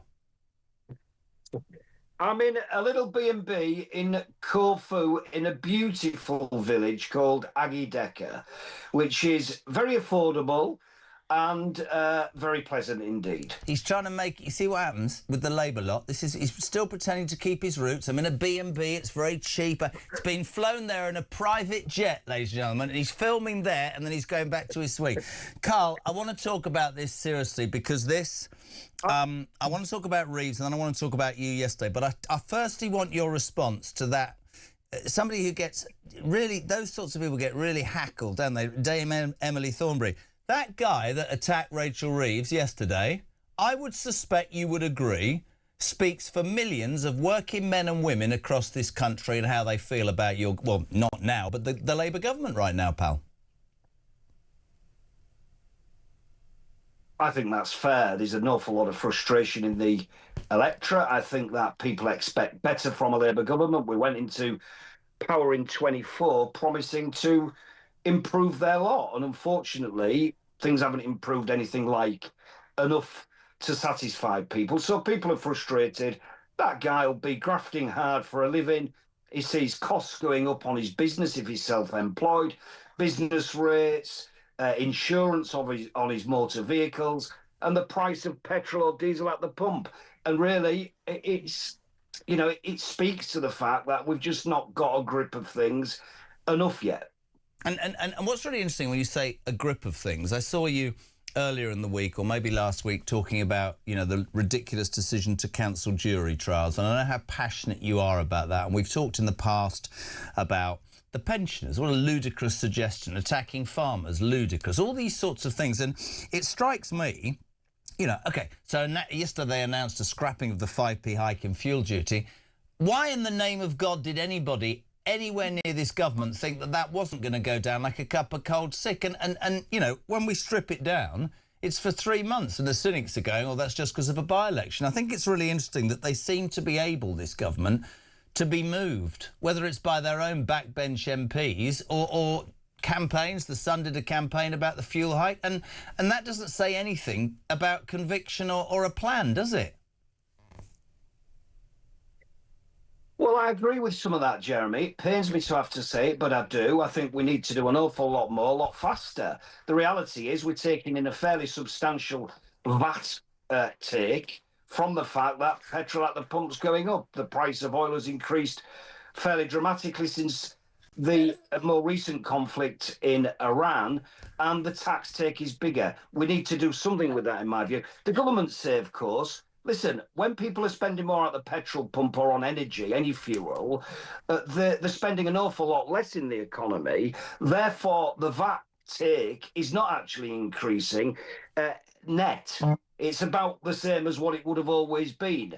I don't know if that argument is correct. I'm not an economist, but that's the defence they put to you. I think we could do a lot more, and I think Rachel will do more. But incidentally, she's in Leeds because that's a constituency. And I know that. I'm just amazed. I'm just amazed. Let me talk about your story, buddy. You came on this show about 6 weeks ago and talked very candidly about how you've been treated by Number 10. And I didn't disclose that. I didn't talk about it. You talked about it on air. You talked about how a young member of your family came to live with you and your wife in London. He had some issues, and in the end, he took it, I believe, if I'm right, took his own life, and that affected you. And you were very honest with the party machine at that point. But when you came a year later to disagree with Starmer, certainly on jury trials and on the heating thing, you said that you were briefed against by Number 10. And they used your mental health issue as a weapon to hit you over there, which is utterly appalling by anybody's standards. And then yesterday we discovered that Chief Whip Jonathan Reynolds has told you never to contact him again. We said the text earlier, you made it public.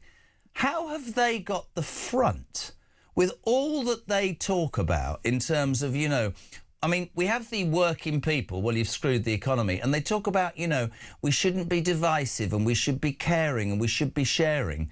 And they do that to one of their own elected representatives, Carl Turner?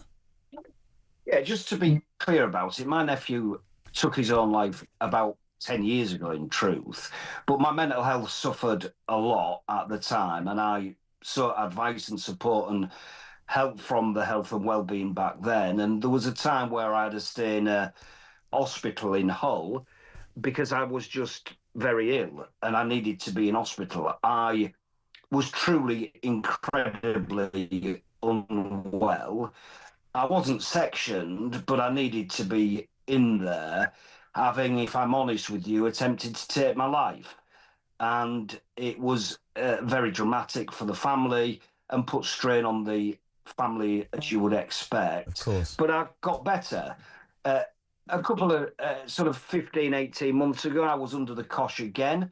And I sought support from Health and Wellbeing. And I'm convinced that the Number 10 Downing Street briefed against me. Why? Because journalists were coming to me, incredibly well-regarded journalists, editors. I'm not talking about reporters on some sort of paper that's not very impressive. I'm talking about incredibly senior journalists, editors of newspapers, and asking me directly whether, in fact, I was ill because they were being briefed to take no notice of what Carl Turner was saying on juries because Carl Turner is mentally unstable. I'm not going to say who, Jeremy, but very senior people in the Conservative Party. And when I say very senior, I'm talking, nearly as senior as it possibly gets, coming to me saying that she was briefed by the people in the whip's office that I was mental and I needed to be ignored and that they shouldn't be supporting my objection to jury trial curtailment because actually Carl was mentally unstable, I think was the turn of phrase. I wasn't unwell. I didn't feel unwell at that time, but I still am under a psychiatrist. If I need his support, he will be there. And I'm on medication. I'm on an antidepressant, but it's been reduced substantially from what I started on 15 months ago. So I feel strong. But the message for me yesterday was to put a serious message out there to say, look, if we really do believe in good mental health in the Labour Party, and we have ministers coming out last week in the Mental Health Awareness Week and speaking with real compassion, these people, including the Prime Minister and Chief Whip, need to reflect on the stuff that they know I have alleged has happened to me.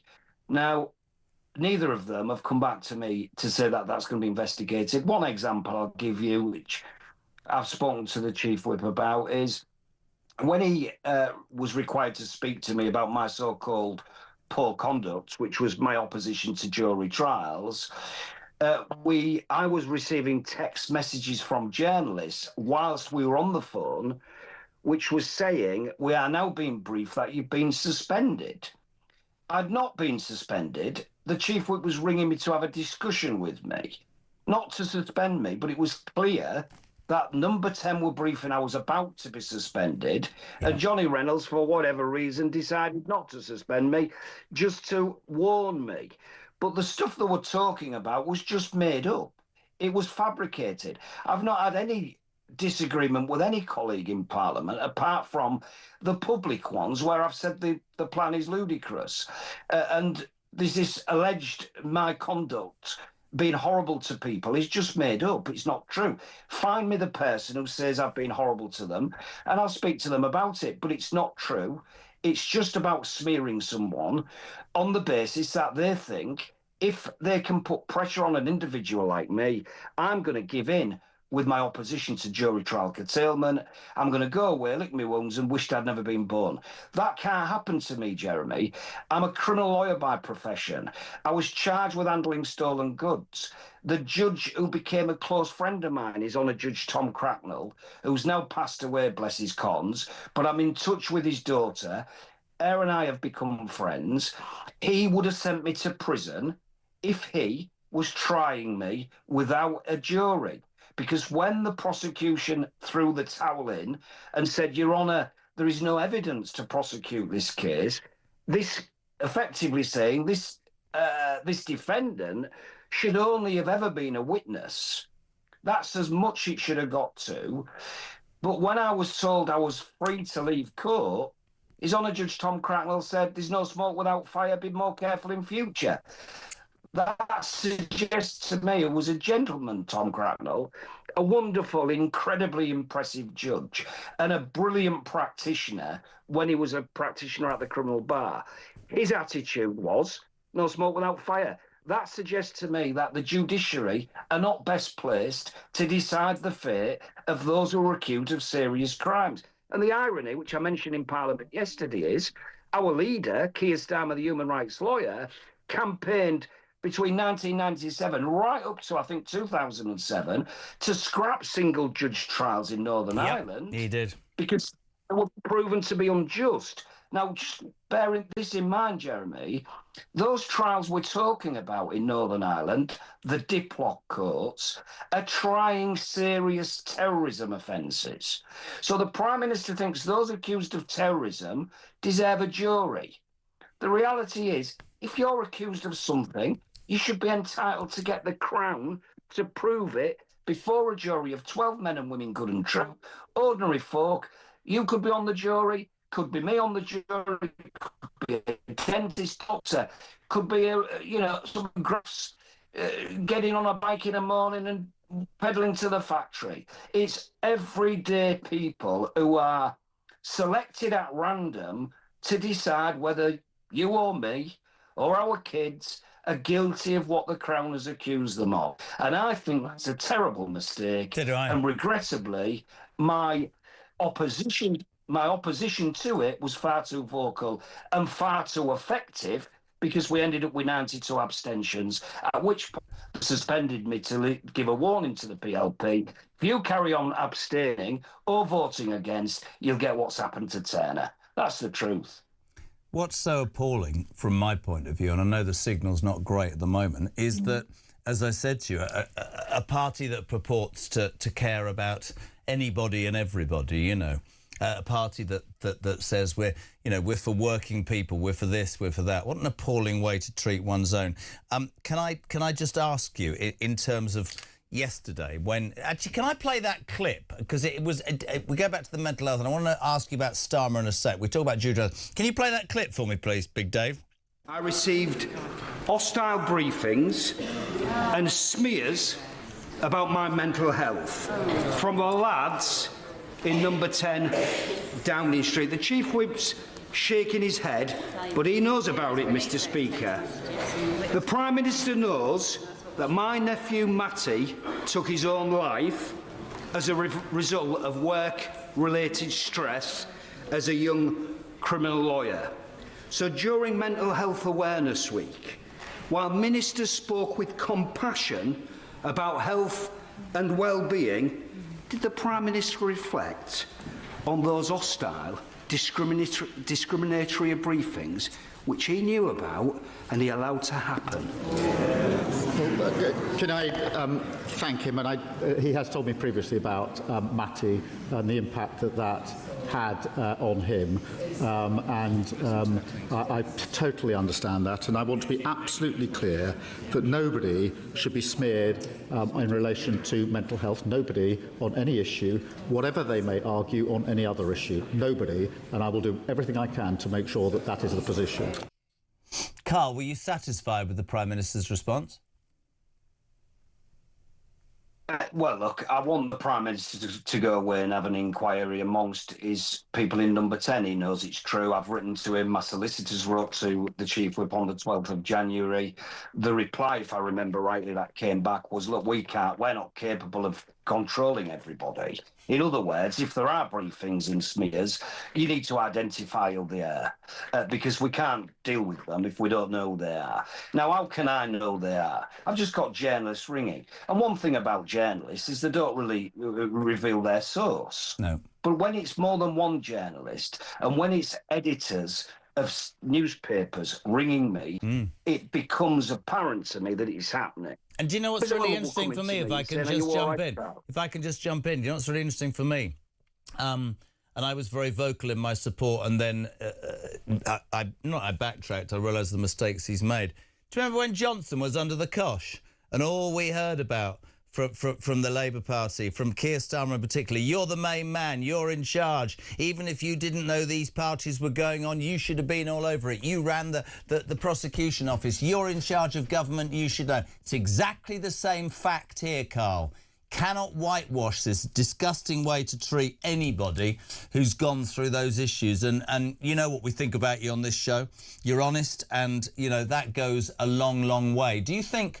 Can you see, just talking briefly about Makerfield and Andy Burnham and the election that's definitely going to happen in terms of the leadership, can you see a new broom welcoming you back, or do you feel sometimes the more you see, the more you believe that you and the Labour Party are done for good?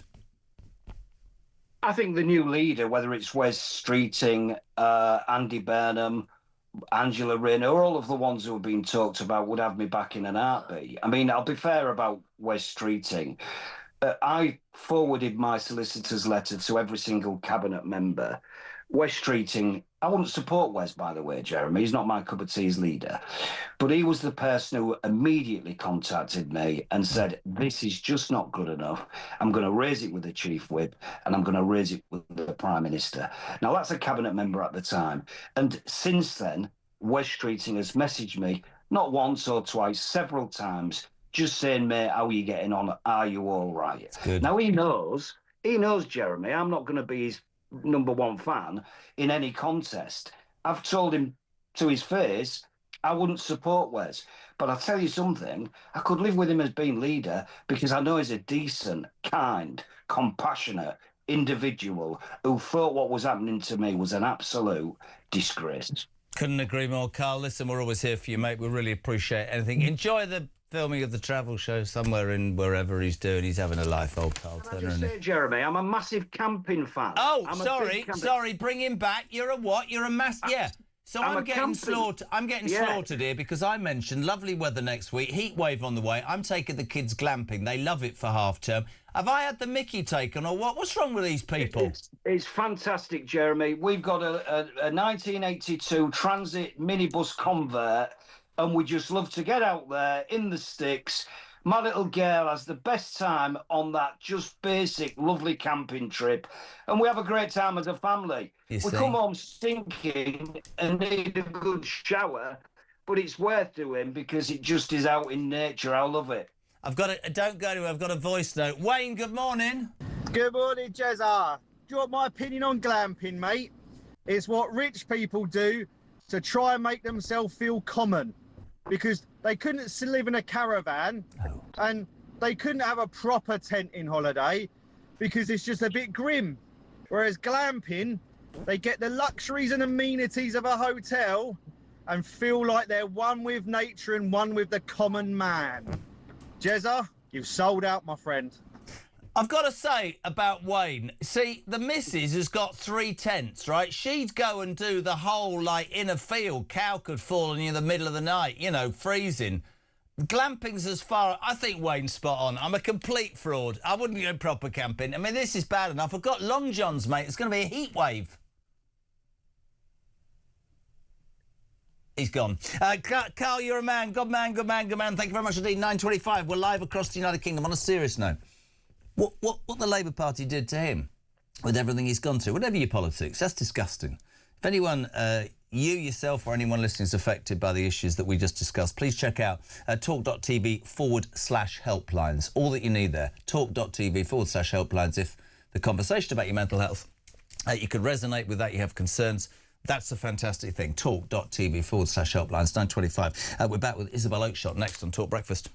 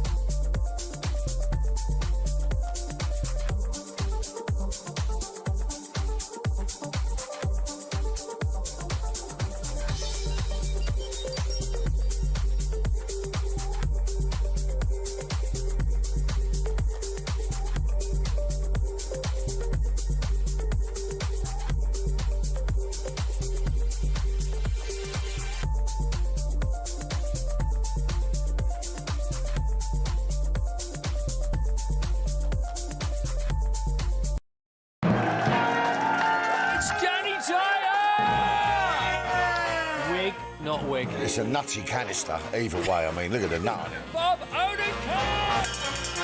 Saul was great. He was just a breath of fresh air. Amelia Clark!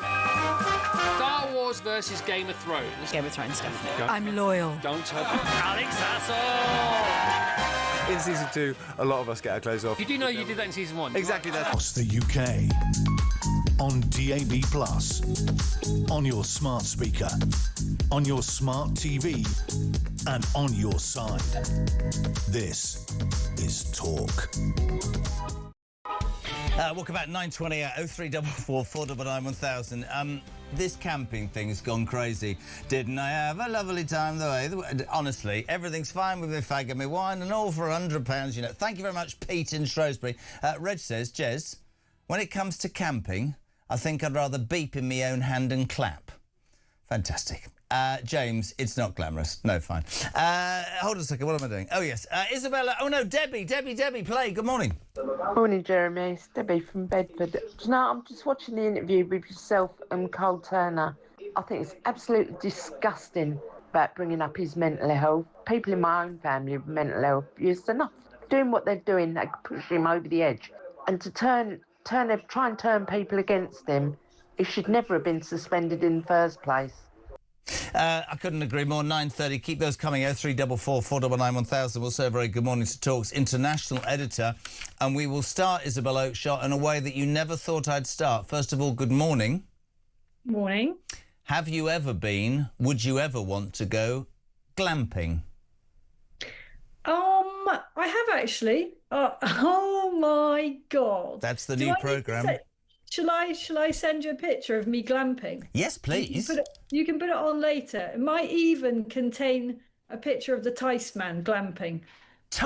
See? Now they're going to say, you're only glamping because reform of glamping. Is it all a big reform? Yeah, we're all going glamping. Everybody's going... No, the thing is, Isabel, you've got kids. Christian looks like I've seriously committed a murder this morning. He's like, oh, my God, no, there's no radiators or couscous or any of that crap. My kids love it. Fire pit, 3 big glamping tents, lots of wine. Marvellous. Yeah, well, I think it's to be done in limited quantities. I have to say I had some difficulty persuading Richard that we were going to stay in something known as a tent. Yes. But actually, it wasn't really at all like a tent, and it was a bit of a cheat, really. Yeah. But here's another thing you don't know about me, Jezza, which is that I used to be, when I lived in Scotland as a teenager, I used to be in the mountain rescue team. This is brilliant. I climb mountains. I stay in tents. Who knew? This is like Vic. Vic, if you're on a desert island with a penknife, honestly, I'm not even allowed to do it on the road. This woman could survive. She's unbelievable. By the time I sort of stick my head above the duvet of a morning, the fire's on. Honestly, I said to her, "Why are we going to do washing?" She went, "You're an idiot." And then she makes tea and everything. She loves it. Chops firewood. Women are far more practical than men, aren't they, to be fair? Let's be honest. I can't imagine Tice camping there. I can imagine him in sort of... in a pith helmet and khaki shorts sat there. just the outfit, nothing more really. Absolutely. We've got to go to the main... I mean, lots of people are talking about, the seriousness of it. Of course, the scrapping of the planned 5p hike in fuel duty, although happily sort of received by people, very cynically, a lot of people quite rightly saying, it was only for 3 months, there's a by-election happening, this is a complete con. It's just seeing her face when she got heckled by a white van man, a man with a Union Jack on his van, a man who works alarm clock Brit and pays a lot of tax so that people can sit on benefits who don't deserve it. And she looked genuinely shocked by that, Rachel Reeves, and said, well, that's not very British, Isabel.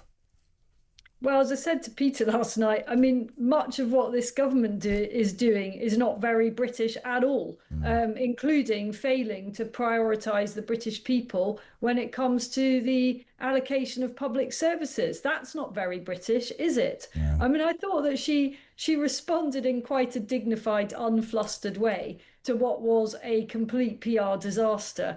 I don't know what they thought was going to happen. Out of all the cars that were going to go past, were they all going to be clapping and cheering for Rachel Reeves and this government? I don't think so. You say it was dignified, but I thought it showed a complete lack of being able to have a sense of humour. A man I'd have gone, you won't be voting for me then, fair enough, or something, just a little bit more. She could. You're right. She could have made a laugh of it, couldn't she? She could actually have turned it to her properly to her advantage, going, "Oh wow, whose idea was this?" Make a right laugh of it, and I think that would have really gone viral. And it's quite interesting that it's the first time we've seen her for weeks and weeks, right? And I'm a cynic, so I know why that is, because all the cabinet are running around, desperately trying to be seen and to be heard in case what's-his-chops wins in Makerfield, Burnham, and they're all looking for a new job. Now, you would understand when it gets nearer with that local by-election on June the 18th in Makerfield that we have to be very careful, but at the moment not all the candidates are mentioned. I wanted to touch upon, honestly, we couldn't get him on, but it's my favourite thing ever. Have you read the article in the Mail this morning about the male journalist who followed Mr Farage and Mr Kenyon as they went round Makerfield? Have you heard this story? No, I haven't actually. I have to bring me up to speed on this. This is brilliant. So, what's the journalist called? Because I can't find the page. Christian Calgie in the Mail decides to hot-foot it to Makerfield as Nigel Farage in a pair of corduroy trousers is sitting in a plumbing van. I don't want Andy Burnham on the screen right now, thanks. With Kenyon, the Reform candidate. He's going to take him round his local area. So he takes him to the lake where he goes fishing. He takes him all over the place and shows him the places that he knows. Why have I got Burnham on the screen? He then takes him to a cafe, Isabelle, for a bacon sarnie at whatever time, and they're sitting there. And Calgie is with them, and suddenly word comes through that Burnham is literally the other side of the wall because they've got a gazebo, this cafe, and he's sitting there talking to 4 school kids about, I think, special needs provision in the constituency is something important. So Calgie goes outside as Burnham starts to walk off and says, you know, and he starts on him. He gets really, really stroppy with him. You shouldn't be here. This isn't the way politics. This is disgusting. Goes storming off down the street. So Calgie shouts out, "How do you do agree then that a woman can have a penis?" And he lost it big time, massively big time, which I think is brilliant. I think it's a story that needs to be told, to be honest. But it's not on film, sadly. A little bit of it is. Yeah, it's all over the Mail. It's quite a story. Yeah, I'll have to look at that. That sounds really funny. Where do you see? Do you see this constituency and this result as a seminal moment in British politics? I think it is a very important one indeed. Now, you said we've got to be careful, and you're right about not in any way, you know, giving publicity to one side or another, and there's more than 2 sides in this contest. Absolutely.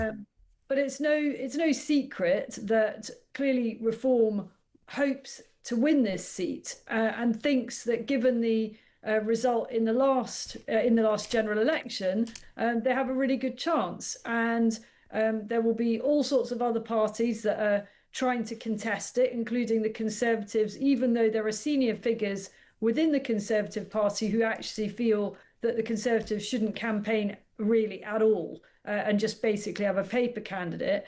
But really, we all know that the big fight is between Reform and the Labour Party, and Andy Burnham has gambled everything. He's staked everything on winning this seat and then coming down to Westminster and trying to become the Prime Minister. And if he loses, then that's him finished, really. And it might even mean that Keir Starmer survives. So we have a scenario. As I said the other day, which is still beyond me, where in Gorton and Denton, the Reform campaign slogan was, "Vote Reform, get Starmer out." And we've now got an election in Makerfield on June the 18th where the Labour slogan is, "Vote Labour, get Starmer out." That's how messed up this is, right? I think there's a common theme here, which is get Starmer out, basically. It's by no means an easy task for either of those big parties right now. I mean, I wonder whether Reform needs to start managing expectations. It's always a difficult thing as a party because you want to be upbeat and excited and optimistic, and all the kind of feedback from the doors, knocking on people's doors or being on the streets, has been very positive. But at the same time, you know, I think it's important to acknowledge that this is a real challenge, you know, for Reform, for the candidate up there. And if they don't succeed, I don't think too much should be read into it in terms of national performance, because by-elections are weird like that. And but also, I wanted to talk about... No, I get that. But you said it's not just two. Here's a question for you. You'd know this. The Greens, Hannah Spencer, of course, another plumber, got elected in Gorton and Denton. Have they... I mean, it's the same sort of area with respect. Why isn't there a prevalence... I mean, are the Greens involved here? You talked about the Tories, Liberal Democrats maybe, but are the Greens not fielding? Are they not popular in that constituency? Well, I don't think they are particularly popular in that constituency because of the demographic there. Right. You know, that was a very Leave voting constituency. It is quite white, working class. I won't go into more detail on that because I don't know about individual bits of the constituency and whether there might be more Green support in some of those pockets. But I think Zach Polanski probably deservedly feeling pretty bruised about the charlatan that he's exposed as being in the last couple of weeks. So much that's not going anywhere, by the way. Let me tell you, there's a load more on that. I'm convinced that, I mean, the Mail, I think, have done a fantastic job.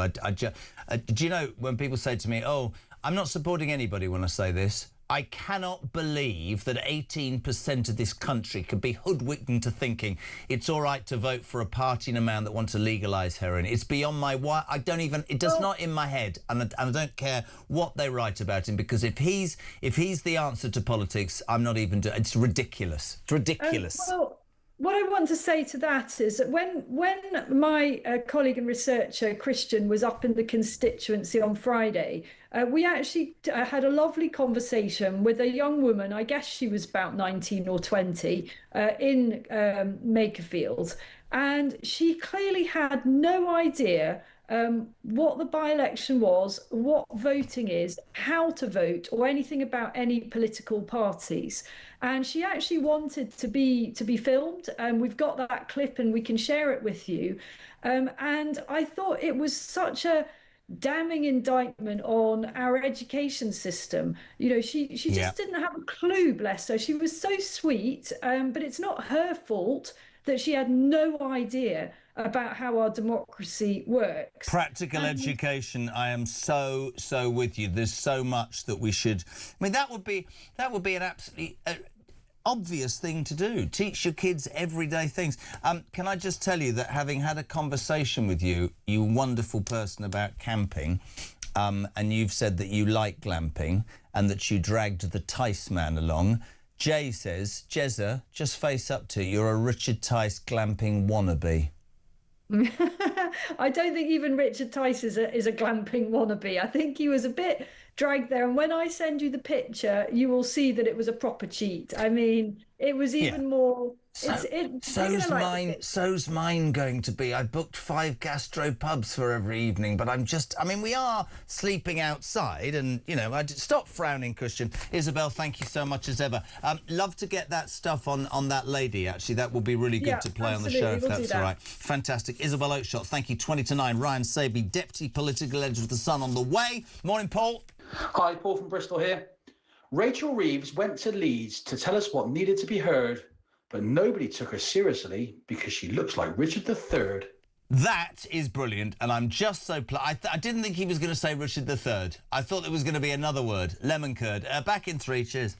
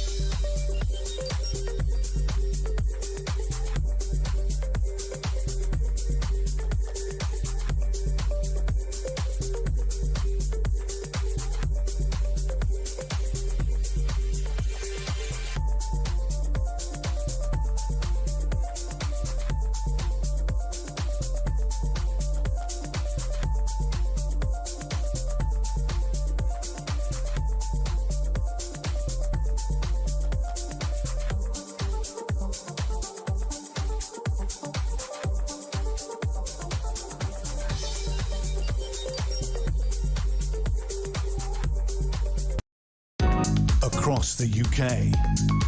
On DAB+, on your smart speaker, on your smart TV, and on your side.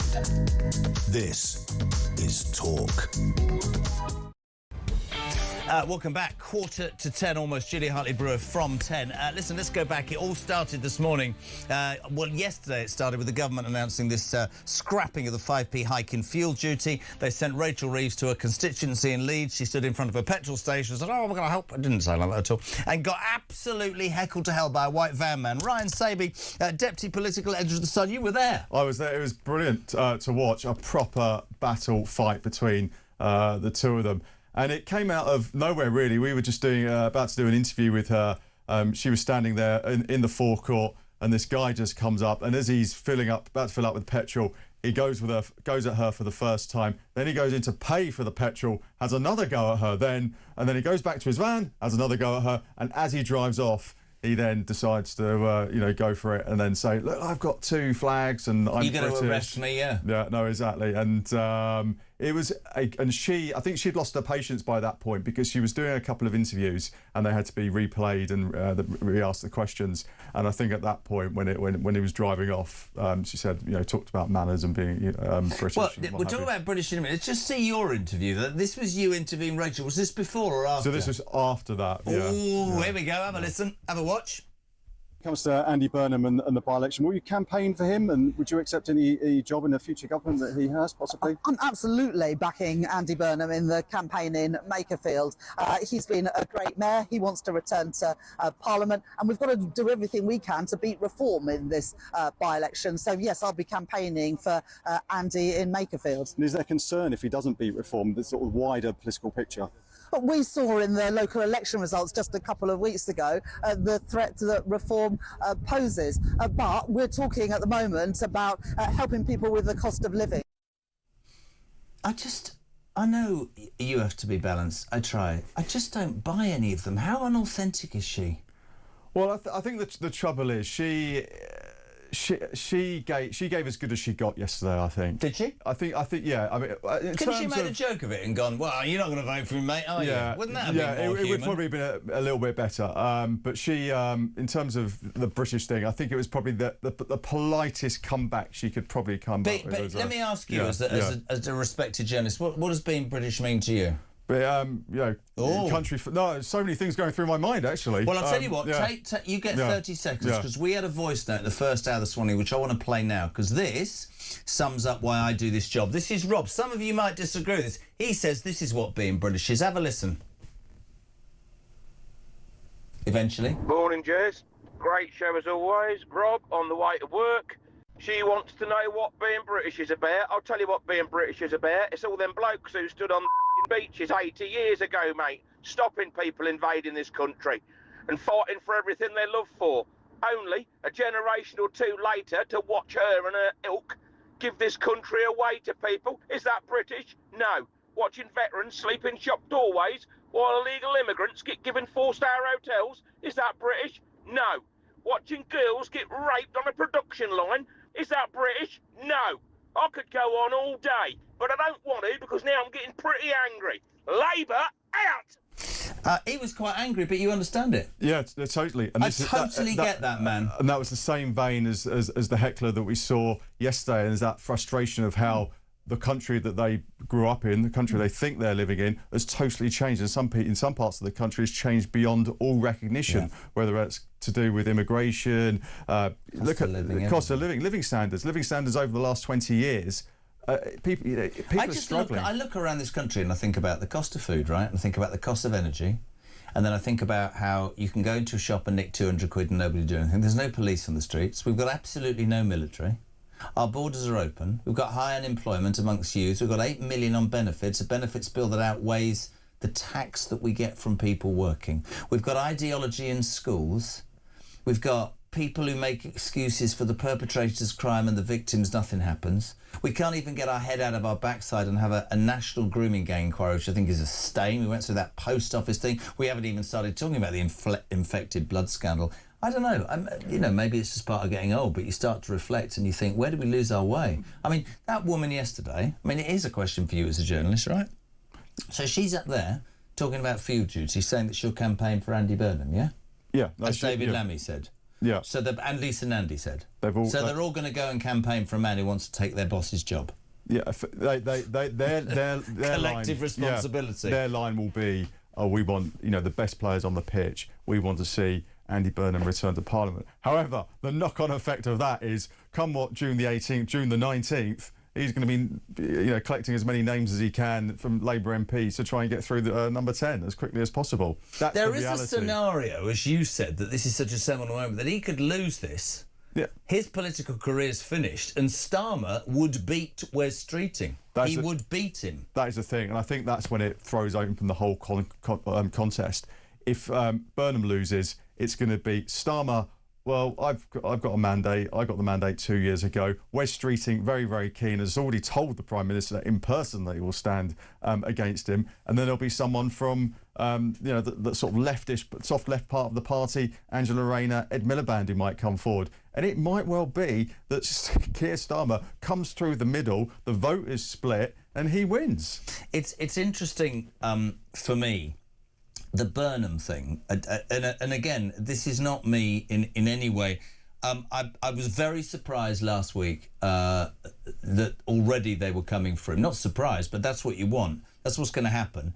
I want to go back with the EU last September, nailed on weekend. Oh, I'm not so sure. The trans argument is done for. And then yesterday, you can't lose your rag that goddamn quick, mate. This is a 5-week campaign. And if I know one thing about the other parties, certainly Farage will be up there every day. The Liberal Democrats will campaign, the Tories will campaign 100%. And I think that's where Andy Burnham's got an issue. He's almost fighting 3 fronts at the moment. He's going to be fighting one in the constituency. He's got his other eye on the Labour leadership. And then he's trying to project himself forward to be Prime Minister. So every single thing he says, whether it's the European Union, well, that might sit well locally. It might sit well within the party. Well, it's not sitting well locally, is it? Exactly. Some people in the Labour Party. But it's not going to do particularly well in the rest of the country as well. So he's got a real fine balancing act, and it might see him come undone. It's interesting, isn't it? Angela Johnson says, it looks like today Bridget Phillipson will finally announce that trans women will not be allowed in women-only spaces. How convenient that after sitting on the Supreme Court's decision for a year, she's making this announcement as Burnham is coming under scrutiny for his previous comments on this. They're all like... This is the other thing. I said Streeting...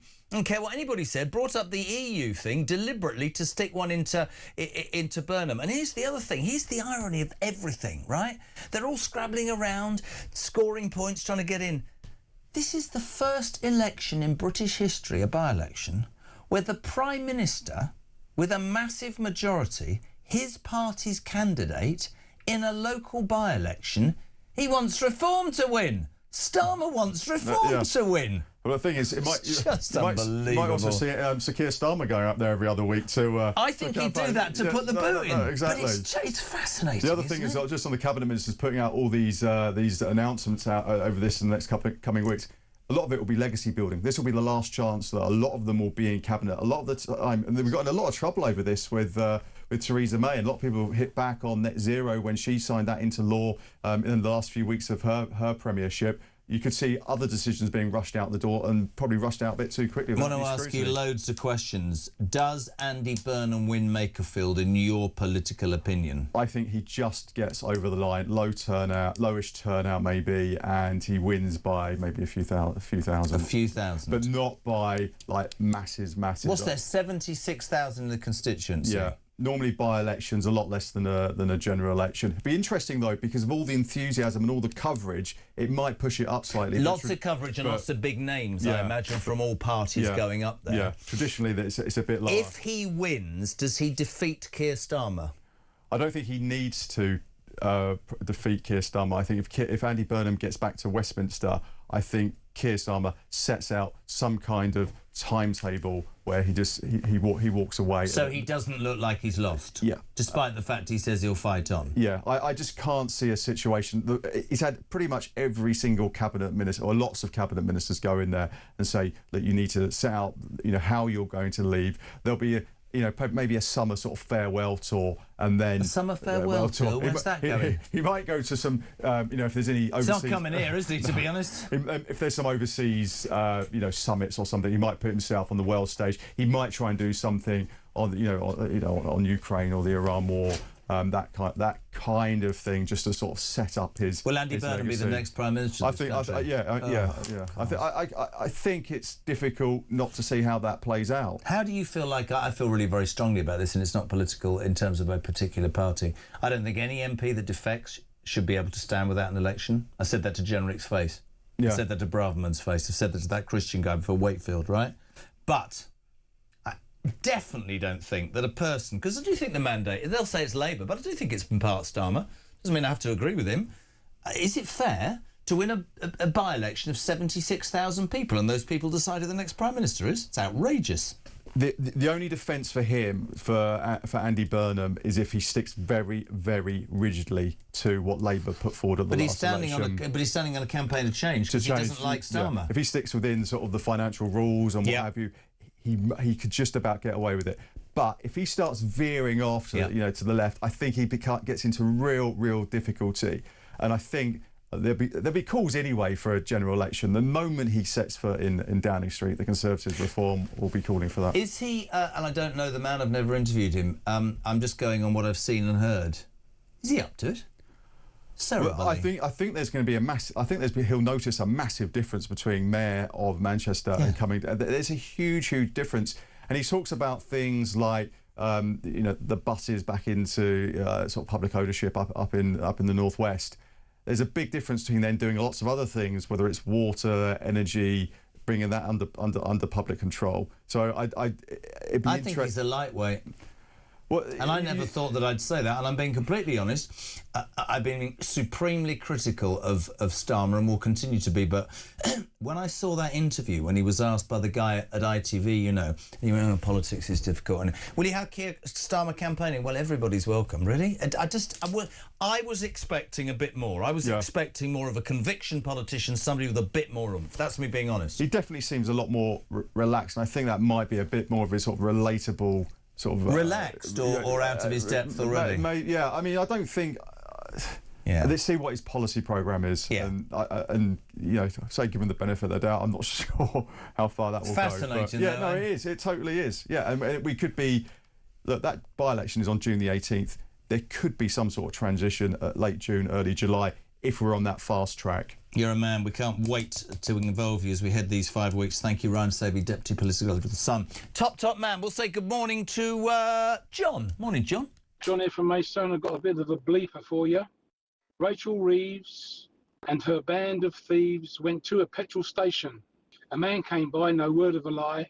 He said, "You're ruining the nation." Brilliant.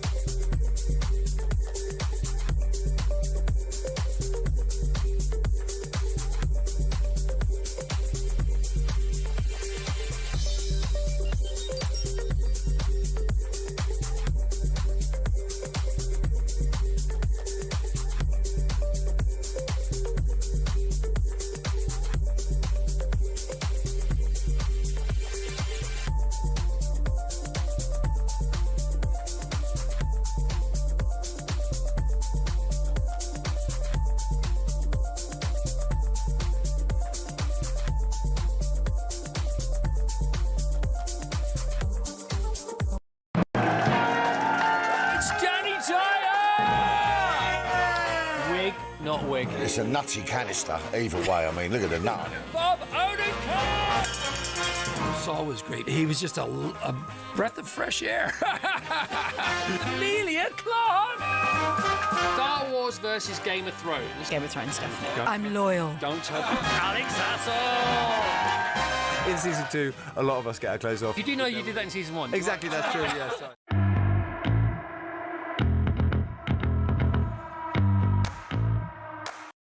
Across the UK. On DAB+.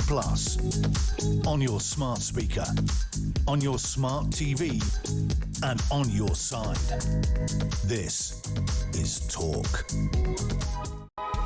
Welcome back, almost 10 o'clock, and a very good morning to the one and only Julia Hartley-Brewer. Very How good are you? morning, nice to see you, sir. Good to have you back in the hot seat.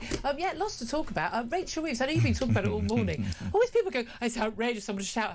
She had plenty of people around her. She's in a public place. She's a darn useless chancellor. A white van man is there being hit by her policies. He's got every right to shout his comments, and he's quite right to ask, is he going to be arrested for his England flags? I'm on his side every time. Completely. Do you know she didn't have the intelligence to just go, well, you won't be voting for me, and just make a joke about it. All right. You won't get, but it's no. very un-British. Very un-British. What is British? Why does everybody in the Labour Party sound like an android? Why do all the people who have no idea what it means to be British, who hate this country, why do they keep telling the rest of us what it means to be British? Yeah, it's utterly bizarre. And this embarrassment of a giveaway. Yeah, 5p fuel duty free is lovely. Yeah, but only till December. Yeah. Only till